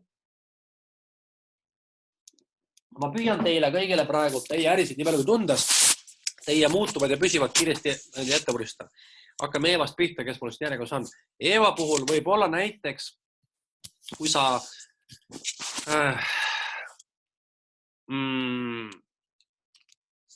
kui sul näiteks on vaja mingid mustikad panna karpidesse, siis iga kilo kohta üks karp. On ju? Sest mida rohkem kilosid müüd, rohkem karpe tuleb osta, on ju? Pakendi kulu ühesõnaga. Pakend on sul muutuv kulu. Nii. Kui sa ise kasvatad mustikaid, eeldame, et sa kasvatad ise mustikad praegu, on ju niimoodi? Yeah. Nii. Nüüd veekulu, millega sa näiteks kastad oma mustikaid, seda ma arvan, et seda võiks panna püsikuluks, sest sul on raske siduda kastmisveekulu iga kilo mustikaga. Ma just mõtlen, kui sul on oma puurkaev, kus sul lisakulutust ei tule peale elektri. Ja, siis ei panegi, siis ei olegi veekulu. Ja. Nii. Siis edasi, kui sa ei osta sisse, kui sa ostad taimed ühe korraga sisse, siis see ei ole kulu, vaid see on investeering. Yeah. Seda ei pea arvestama, eks ole. Nüüd, kui sa viid aga taimed kuskile kohale, siis sellega on siuke lugu, et vaata, kui sa mõtled, et näiteks, et sa viid korraga 100 kilo taimi, nüüd on küsimus, et kui sa vead näiteks autoga need kuskile kohale, siis küsimus, kas on mingit vahet ju pole, kas sa viid korraga 10 kilo või korraga 100 kilo. Nad mahuvad ühte autosse ära. Siis sellisel juhul ma soovitan autokulud panna ka püsivaks. Paned mingi keskmise kütuse kulu ja ongi. Näiteks minu puhul on niimoodi. Mina käin, ütleme, iga kuu kohtun, ütleme, et praegu ei kohtu, aga ütleme, et kui on tavaline aeg, kohtun näiteks 10 potentsiaalse kliendiga. Toome näite, on ju. Nüüd aga 9 neist ei tule töös. Üks klient läheb tööks. Nüüd selgelt, et mida rohkem ma kliente kohtun, seda rohkem läheb kütust. Aga ma ei saa panna seda kütuse kulu ühe kliendi peale ju. On ju, mul on võimatu öelda, kui palju ma kulutasin kütust ühe kliendi peale. Sellisel juhul mina kütuse kulu, autokütus panen püsikuluks. Nii, see on Eeva puhul. Ja mis on sinu püsikulud? Sinu püsikulud on palk, raamatupidamine, turundus, autoliising, autokütus, sidekulud. Need on kõik sinu püsikulud. Ainuke muutuv kulu, mis pähe tuli, ongi pakend. Nii. Melina puhul on keerulisem. Kõik tooraine on muutuv kulu. On ju? Pluss veel pakend on sinu muutuv kulu. On ju niimoodi? Püsivad kulud on sama kui Eeval. Nii, Tanelil. Kas sul mingit toorainet läheb, mingit materjali? Sa paned kliendi materjalist või ei pane või? Jaa, kliendi materjal. Tähendab, otseselt ju ei ole. Mul on, kui ma saan jaga. Mul on see välja toodud ka juba, et mis kulud. Sinu puhul ma nägin, ja oota, ma pean lõpetama share'imi. Sina näitad mulle ka, oota. Ma lõpetan share'imisena näita. Tanel oli teinud juba enda arvutus ära, nüüd võite vaadata, kuidas tal on.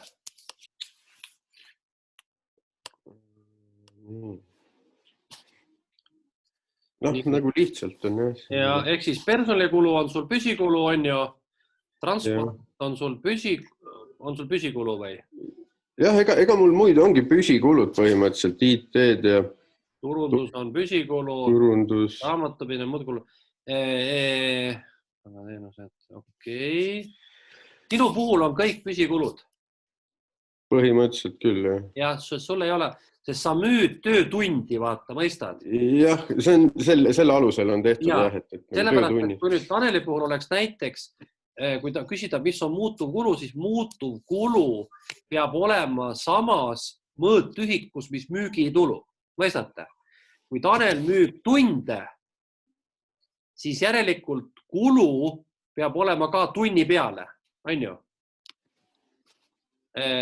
Selles mõttes seda niimoodi teha ei saa, eks ole. Järelikult tuleb kõik võtta, panna püsikuluks. Okei. Lase korra veel allapoole või ülespoole õigemini, ülespoole. Domeeni haldus, eks ole, autokulud, jah, no ongi, kõik on püsikulud, jah. Eks ole ju. Okei. Jah. Nii, väga hea. No, nii, vaatame edasi, kes meil siin järgmine on. Kalle.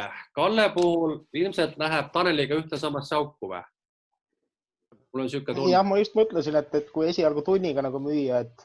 Kui sa müüd tunniga, siis põhimõtteliselt võid võtta kõik kulud püsikuluks. Kõige lihtsam on. Kõige lihtsam on, jaa. Läheb ju ka samamoodi tegelikult. Läheb ka samamoodi, jaa. Erinevad üldse on. Jaa. Raamatupidamine, reklaamturundus, müük, domeeni rent tuleb ka. Kõik on püsikulu. Jaa. Nii, nüüd jah. Kas midagi on veel, mille peale ei suuda äkki mõelda või? Palk, turundus, domeen, raamatupidamine, sidekulud. Kui on mingid IT-kulud võivad olla veel mingisugused, kui sa mõtled näiteks, äkki on midagi? Reklaam ja kütus ka võib-olla ringi sõita. Jah, no kui on see kütus ka, kui on vajadust, eks ole. Ma ei sõida ise autoga nii. No siis ei ole probleemi. Transport, jah. No see... Telefoniarved näiteks. Jaa, no see sidekulud on kindlasti. Telefoniarved on ikka, jaa. Birgitil on see autojuht on püsikulu või? Jaa, näiteks selline autojuht on püsikulu, jah. No, mul ei ole nii, aga ma mõtlengi, et siia alla ju tegelikult nagu siin ju võib-olla ju sellised, need on ju sellised suuremad püsikulud on ju, et ega selles mõttes, et kui sul on pärast ettevõte ongi peadki minema kuhugi kliendi kohtumisel on ja lähedki, sõidadki selle taksosse, saad ju pärast teha neid majandus- või kuluaruandeid ja asju. Ei, seda küll, aga oma hinnaarvestusse pead selle sisse panema. Okay. Ja nüüd ma soovitan, tehke siuke rida omale. Tehke veel eraldi rida. Muud kulud. Lihtsalt pange mingi näiteks 100 euri kuus. Näiteks. No see võib ju täiesti olla, et ala käidki Boltiga seal korra linna teise otsa kuhugi kellegiga kokku saama on ja no siuksed asjad võivadki sinna alla käia. Ja võivadki. Sa ei tea täpselt, aga sa paned lihtsalt jämedalt mingi 100 eurot kuus otsa näiteks. Eks ole, see ei mõjuta ju tohutult tegelikult teie hinda. Nii, nüüd Kadri puhul ma näen, et muutuvaks kuluks on sisse ostetud kauba hind. Ehk siis näiteks müük, lõng, ma ei tea, kuidas vanasti kutsutud dokkideks, kuidas nüüd kutsutakse. On ikka dokk või? Ma ei kuule sind. Öeldakse siiamaani dokid, vihid, boonustel. Ja, ütleme näiteks, et dokk 2 eurot, sisseost, eks ole ju, dokk, ütleme näiteks 0,5. No toome näite, oletame, eks ole.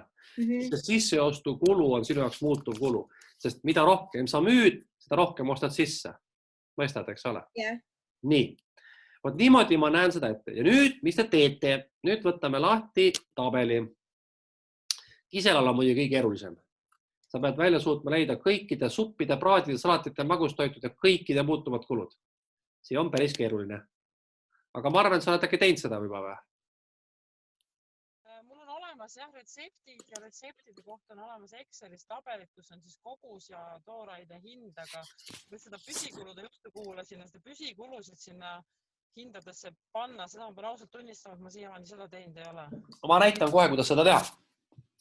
Mina soovitan teil teha niimoodi asja. Teeme nüüd näiteks, ma teen siit praegu läbi näiteks Melina näite. Ma teen küll oma numbritega, aga las ta olla. Näite Excelit, on Exceli ees või? On jah? Nii, paneme kõigepealt tooted. Ei ole Exceli ees. Ei ole Exceli ees. Ei ole. Nüüd on ees. Nüüd on. Just, kõigepealt paneme tooted. Nii, no näiteks, et meil oli siis kokku lepitud, et toodeteks on näiteks, ütleme, ma ei tea, paneme siis leib, siis paneme pirukad, siis paneme, ütleme, kringel ja siis paneme, mis sul veel seal on? Ütle üks asi veel. Saia võid ka panna ju. Paneme sai ka, no väga hea. Võib mitmuses ka kirjutada, ei pea ainsuses kirjutama, eks ole. Nii, nüüd paneme koguse. Nüüd te peate suutma ennustada, kui suur on see kogus, mis te kuus ära müüte. No näiteks ütleme, et mitu leiba siis me suudame panna. Ma panen praegu lampi. Ütleme näiteks, et päevas ütleme 10 leiba, ütleme siis 20 päeva, ütleme 300 leiba. Nii. Pirukaid paneme kurat 1000, nii. Kringlit paneme 200, saia paneme 300, näiteks, eks ole. No numbrid on praegu laest võetud. Sest te peate, te ei saa muidu oma finantsplaani teha, kui te ei ole kokku plaaninud oma koguseid. Kogused peavad olema lihtsalt, midagi muud teha ei ole. Eeldame, et ühes kuus keskmiselt müüb siis firma 1800 toodet. Nii. Ühe toote muutuv kulu. Ja see on nüüd see materjal. No ütleme, et ühe leiva peale läheb näiteks, ütleme 0,8 eurot. Piruka peale läheb näiteks, pirukas on suur, ütleme 3 eurot. Ei, pirukas on väike, vabandust, 0,5, vabandust, jah. Kringel on suur, ütleme 3 eurot, saia peale läheb 0,7 eurot näiteks. See on materjali kulu ühe toote peale. Ja nüüd tulevad püsikulud kuus kokku. Ja need on nüüd kõik teie püsikulud. Palgad, värgid, särgid. Nii. Ütleme näiteks, et 2500 eurot, oletame näiteks. Ja nüüd, kuidas näeb välja oma hind? Oma hind näeb välja leiva puhul ühe toote muutuvkulu ja mingi jupike püsikuludest. On niimoodi, mingi jupikene. Iga toode peab katma ära oma tootmishinna ja ühe osa püsikuludest. Selleks tuleb püsikulud jagada tootele. Nüüd kasutatakse mitmesuguseid mehhanisme. Kõige lihtsam, mida kasutatakse, on selline, et võetakse kõik püsikulud kuus ja jagatakse toodete arvuga. Ja saadakse kõikide toodete peale täpselt üks number. Nagu näete. Nii palju, kui on tooteid, iga toote peale läheb üks kindel summa püsikuludest. Selle meetodi eripära ongi see, et püsikulude summa, mis jagatakse ühe toote peale, on kogu aeg ühesugune. Nii. Ja oma hind.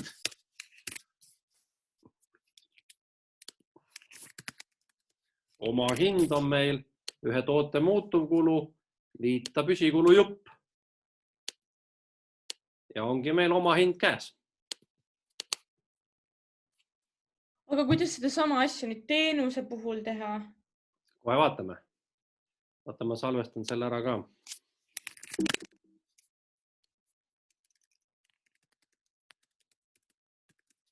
Enda puhul ma pean lähtuma ilmselt kilohinnast, sest ma ei saa mustika... Jaa, aga nüüd ongi, kui sa nüüd lood siia nagu muutuva kulu, siis see peab olema seotud mingi koguse tüki kiloga, mõistad, eks ole ju? On ju, samamoodi, nii. Teenuse puhul. Nüüd, kui näiteks, ütleme, võtame näiteks nüüd siis, eks ole, Birgiti arvutuses, Birgiti oma hind näeb välja väga lihtne. See on püsikulud kokku. Eeldame näiteks, et see summa on 3000 ja planeeritud teenuste hulk. Näiteks, kui näiteks planeerib Birgit, et ta müüb keskmiselt kuus, mida sa müüd? Mis sul oli? Lepinguid, liitumisi, mida sa müüsid? No liitumisi ikkagi sisuliselt, jah. Või mingi kuu fee on niimoodi, eks ole ju? Subscription nii-öelda, noh. Ja, subscription, nii. Nüüd oletame, et sul on näiteks 100 subscriptionit on sul iga kuu, on ju? Siis oma hind on sul püsikulud jagatud subscriptionite hulgaga.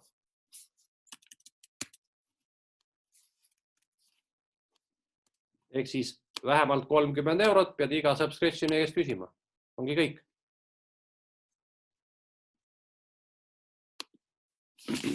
Aga mul on ju see niimoodi, et mul see tegelikult ju kehtib niimoodi, et minu kontekstis nüüd konkreetselt on ju tegelikult niimoodi, et mul hakkab igakuiselt ju tulema juurde müükiklientuuri nii-öelda, et kui mul esimene kuu on 100 klienti, siis järgmine kuu mul on juba 200 klienti.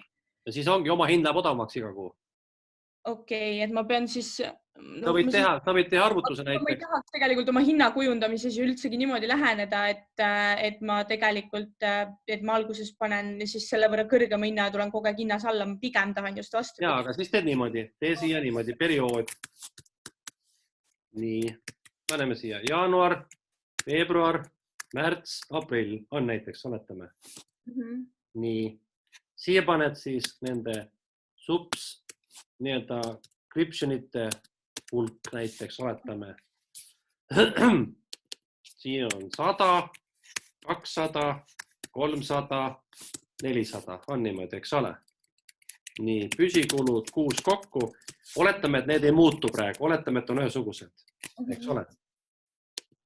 See oli mingisugune, mis me siin leppisime kokku, et 3 tonni. Nii. Oma hind. Sul siis nüüd muudku aga muutuma siit. Siin on 30 eurot. Siin on sul 15 eurot. Ma vahepeal ei laiene töötajaid juurde ja võtta ja kõik siuksed asjad. Aga mul just tekib see, et tegelikult niimoodi paberi peale vaadates on ju, et kui ma tahan alguses näiteks hinnastada ja ma tegelikult ju tahan hinnaloogikat kui sellist teha just vastupidi, on ju. Ma pean siis alguses nii-öelda kahjumiga justkui töötama, aga kas ma siis sellel hetkel siia kõrvale peaksin nagu tegelikult seletama seda või? Jaa, nüüd paned müügihinna siia. Näiteks 10. Nii, ja nüüd paned siia kasum, kahjum, paned näiteks see miinus see. Nii. Vabandust, vastupidi oli. See miinus see. Nii. Ja siit on kohe näha, millal tekib sul nüüd see nii-öelda break-even point. Nüüd sa saad teha sellise asja, et kui sa nüüd oled Vinske joonistaja, siis saad joonistada graafiku. Graafikule tekib sul, ma joonistan selle graafiku praegu siia, saad teha graafiku siia Excelisse. Graafik on sul selline.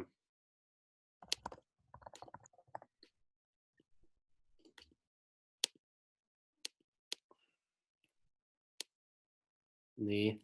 Näiteks siia tuleb sul, ütleme siis, vaatan. Nii, paned siia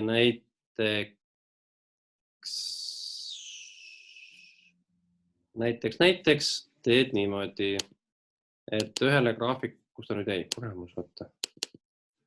Ühele graafiku teljele tuleb sul liitujate hulk. On nii. Teisele graafiku teljele tekib kasum ühe kasutaja kohta. On nii. Ja mis sul juhtub? Sul tekib siia sükene rida, näed sa.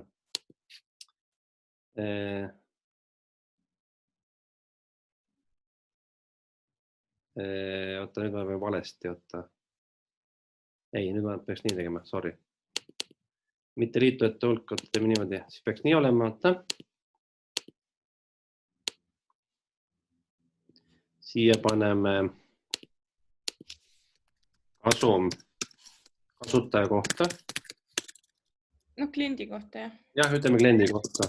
Teljed pidid vahetuses olema, on ju. Jah, ja siia paned.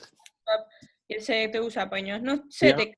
Kasutajate hulk. Ja nüüd sul tekib siia selline graafik.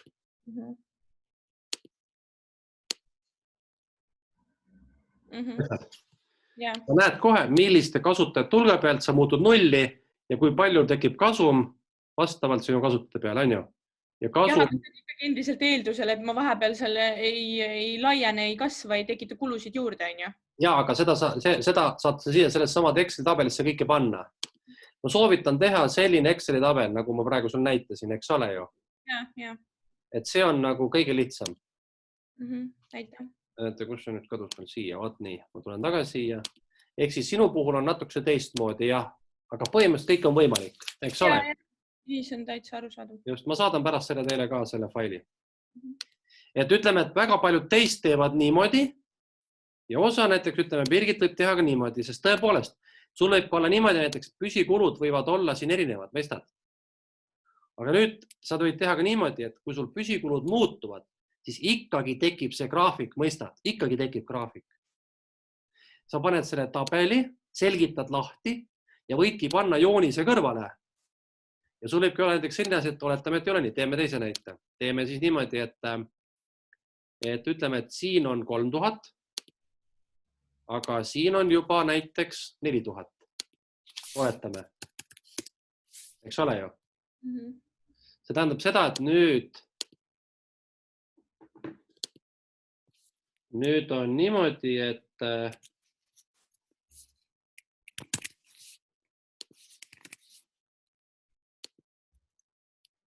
on ju.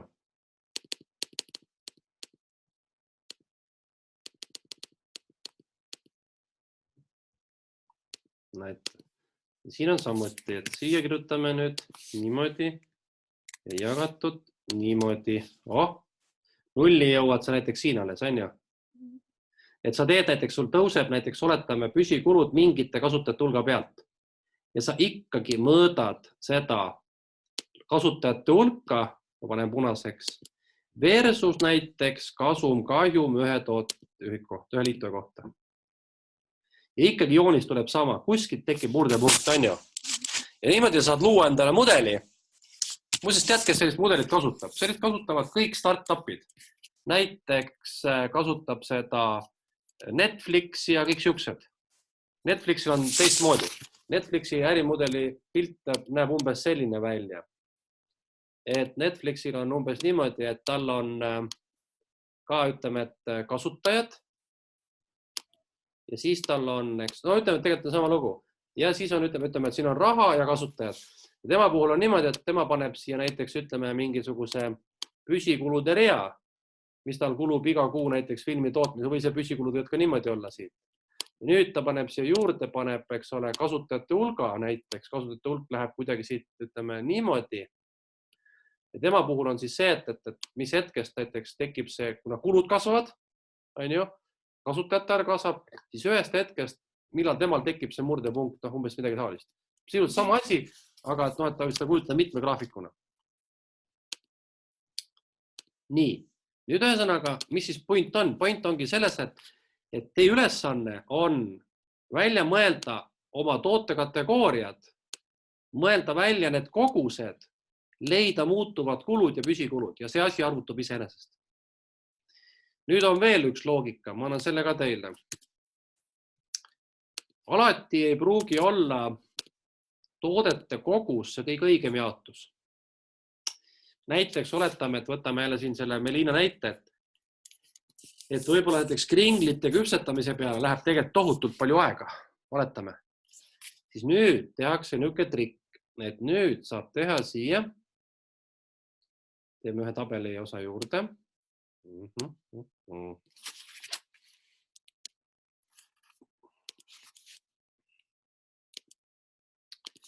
Ja paneme siia näiteks teistsuguse teema. Teeme niimoodi, et me ei jaga mitte püsikulusid toodete arvuga, vaid jagame näiteks tootmisele kuluv aeg. Oletame näiteks, et leiva peale, kuigi leibasid tehakse nii palju, ütleme, et leiva peale läheb näiteks 30% ajast. Nii.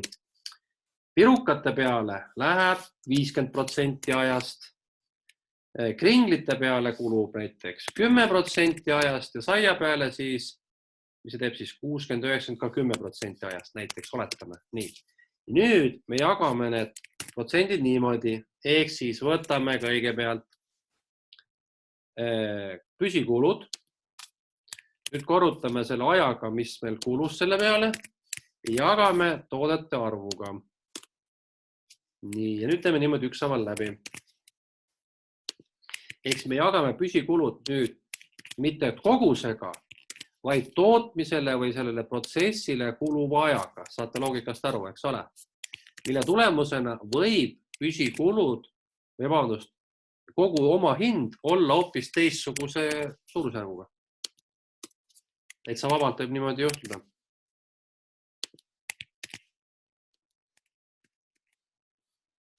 No, kas meil erinesid ka või? Erinesid küll, näete. Leiva oma hind tõusis, piruka oma hind langes, kringli oma hind jäi sisuliselt samaks ja saia oma hind langes. Ja nüüd on küsimus, milline on õigem loogika jagada püsikulusid? Kas kogused või mingi muu asi, näiteks tootmisele või protsessile kulub aeg? No mingis mõttes ju tegelikult võiks arvestada enda kontekstis, kas või ju võiks tegelikult arvutada välja nii ühe kui teise, siis saab ju seda efektiivsust ka või et mis see toode on, mis võib-olla väärtust kõige rohkem loob. Ja nüüd te panete siia juurde müügihind. Ja müügihinnad te saate kas A-variant turust hinnast võrreldes ja teine variant on, teete näiteks, et panete oma hinnale, ütleme 30% otsa ja tekib müügihind. Eks ole? Ühesõnaga, teil on vaja leida nii oma hind kui välja tuua hinnakujundus, mõistate? Praegu me tegime niimoodi, et müügihind on siis 30% kõrgem oma hinnast, et kasumi marginaal, mida Meliini tahab saada, on 30%. Ehk siis praegu on siin, nagu näete, korruta 1,3, eks ole? See on paras mängimine. Kui ma nüüd ütleme, oleks alustav ettevõtja ja peaksin sellest tegema, siis ma mängiks seda läbi. Mängiksin nende numbritega, vaataks, milline on see realistlikkus, mille peale ma tulen, eks ole? Aga sellist ülesannet, sellist lahendust on teil vaja. Nii. See tähendab, et teil on vaja ära kirjeldada siia, nagu ma ütlesin teile, muutuvad kulud toote peale. Nüüd panetegi siia näiteks leib. Nii. Ja millest leib koosneb? Jahu, ma ei tea, sool, vesi, vabandust, tuli midagi. Nihu, sool, vesi, ma ei tea, elekter, oletame näiteks, eks ole? Nii, siis tuleb kokku. Nüüd tuleb järgmine asi. Kringel, jahu, täidis, vesi, sool, pärm, võt just niimoodi. Kokku, on ju? Sellist kirjeldust on vaja ja siis kuskile tulevad püsikulud kuus. Nii, palgakulu, sidekulud, turundus, mõistate, eks ole? Peate näitama ära kõik oma kulud, millest miski koosneb. Jätke üks asi meelde. Palgakulu tuleb teil leida koos maksudega. Nii. Ja selleks, et seda teada, minge palgakalkulaatorisse.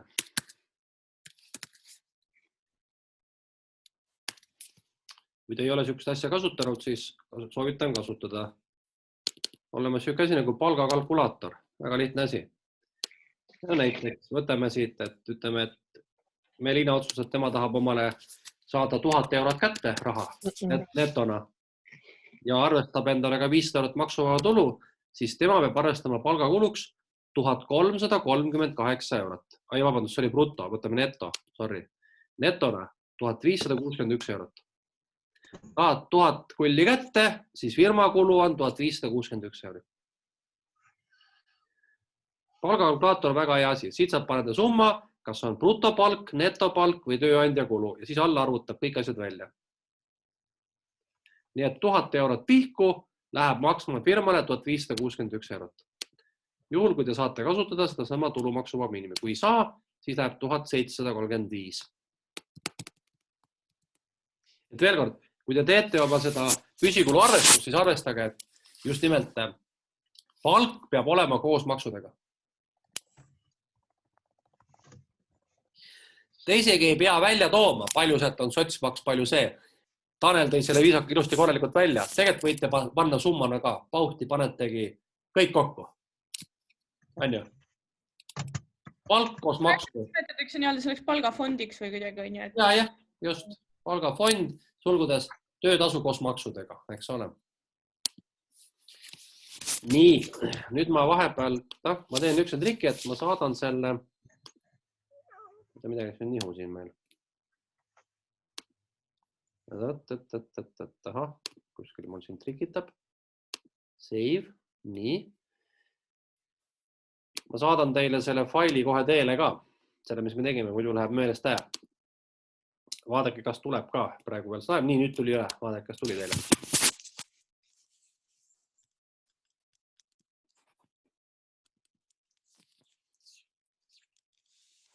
Saite kätte? Just. Vot, siukse tabeli peate nüüd tegema.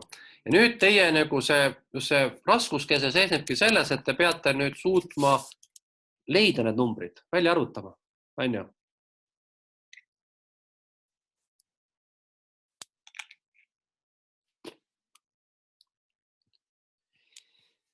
Seega peab lõpuks teie tooteteenuse osa koosnema siis nagu kõik sellest kirjeldusest, kõik sellest nii-öelda sellest toote sisust, hindadest, hinnakujundusest, oma hinnast ja kuludest.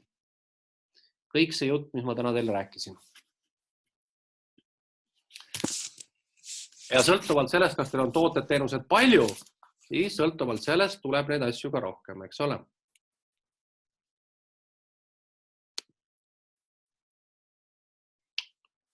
Nii, küsige. Kas püsikulud võib siis tuuagi samamoodi summana, koondsummana välja või peab kõik eraldi ridadele välja tooma? Palju on näiteks elekter, palju on, ma ei tea, sidekulu? Jaa, too ikka eraldi välja, ikka. Summeerid kokku, aga tood välja, millest see summa koosneb. Sellest ei piisa, et summa on kokku nii palju. Kohe tekib küsimus, kust see summa tekib. Okei.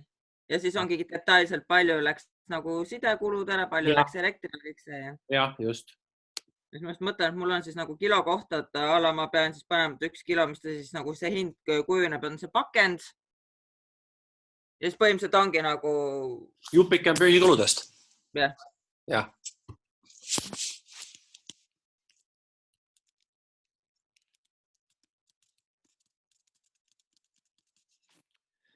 Et ega nüüd muud ei olegi hakata pusima. Ja ma väga põnevusega ootaks, mida te pühapäevaks mulle välja võlute. Ei vanguta midagi peateeva seal.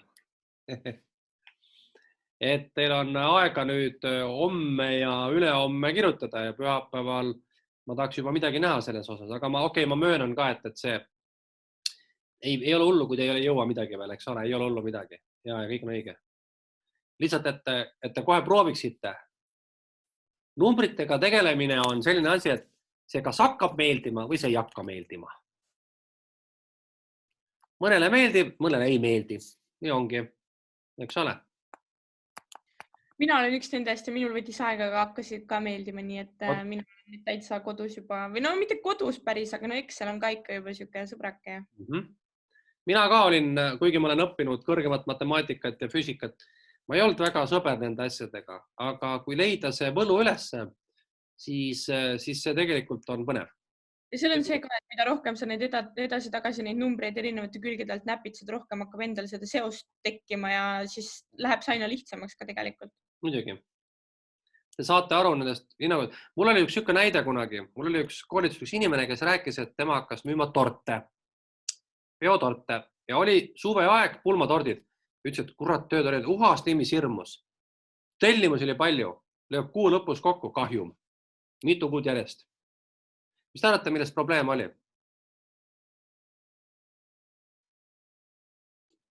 Ei teadnud oma neid püsikulusid ja asju, või kulutas rohkem kui... Püsikulud olid õiged, aga tooraine hind oli vahepeal tõusnud. Ja ta ei olnud seda arvutanud oma hinda uuesti üle. Ta müüs tooted alla oma hinna, mõistate? Ja ütleski, et hea näide, kus on vaja oma hinda pidevalt hoida silme all.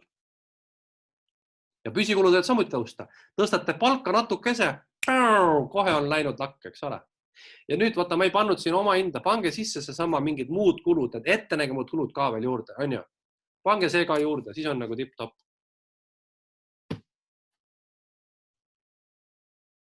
No aga näiteks tunniga müües, sa võid need kulud ja tulud ja asjad sinna kokku panna, aga kui näiteks Haapsalus on keskeltläbi tunni hinne, mis makstakse, on firmale 25 €, sa ei saa küsida 35 ju.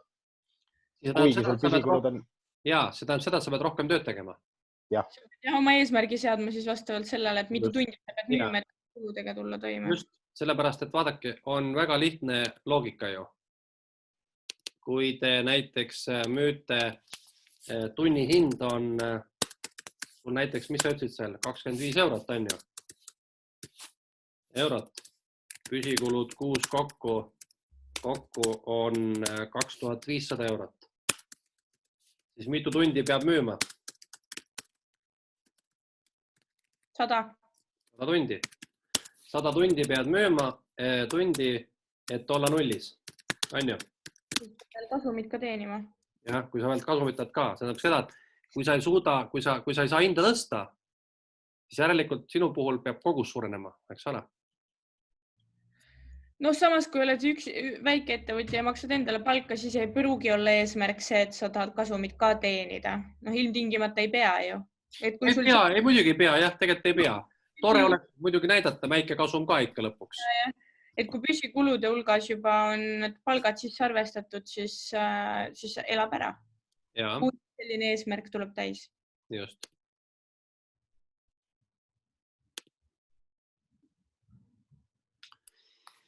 Nii, on veel küsimusi. Oota, saite kätte Exceli, eks ole, jah? Mõtleb, et saati. Ei, minul ei ole veel tulnud. Vaid gruppi või läks meili peale? Chatti panin. Chatti, jah. Aga kas siit chatist pärast teised saavad kätte või? Kõik peaks kätte saama. Aga ma mõtlen, et kes ei osale. Jah, vaat see nüüd küll hea küsimus. See on hea küsimus. Siis ma ilmselt pean korra saatma meili peale ka. Oot, siis ma teen niimoodi, et ma võtan kohe. Saadan siit kohe kõikidele. Okei, teeme niimoodi, jah. Päris hea loogika. Ma panen meili peale ka. Nii, nüüd läks meili peale ka. Nii. Nüüd ma tahakski siin lõpetada, sest mul on häälepaelad üsna läbi juba ja annan teile siis selle ülesande siit praegu pihku. Pühapäeval läheme edasi, räägime turundusest, räägime personalist ja räägime riskianalüüsist.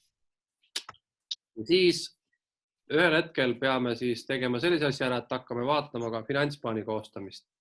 Selle peale tegelikult, sellega on selles mõttes lihtne, et kui te olete praegu juba mõelnud oma hindade peale, oma kulude peale, siis finantsplaani koostamine on puhtalt tehniline töö. See ei ole keeruline. Aga keeruliseks teeb see, et teil oleks need numbrid kuskilt võtta. Vaat see on keeruline. Õigete numbrite leidmine on keeruline. Koostamine on köömes. Proovige nüüd siis hakata seda toote-teenuse osa kokku panema. Ja nagu me ütlesime, et kui me oleme kõik teemad läbinud siin lähima nädala jooksul, siis me lülitume taas personaalsel liinile, siis te saate kõik muga jagada seda, mis teinud olete ja siis ma saan teid kõiki veel kuulata, aidata, toetada, nõustada, teha igast asju veel. Niimoodi, et see äriplaan jõuaks siis nii vähegi nii valmis, kui ta siis võiks olla. Kas pühapäeva selle juhul, kui ma ei saa olla 10 siin, et saab ka salvestada hiljem siis? Jaa, saab ikka. Ja, ma salvestan seda ka siis. Ikka. Jah, sest ma ei ole veel kindel, kas ma saan nagu olla täpselt 10 paigal või ei saa. Salvestan kindlasti, jah. Nii, on veel küsimusi? Õde kohata. Taha. Elluga taha. Kuule, kui ei ole, siis ma panen siit praegu selle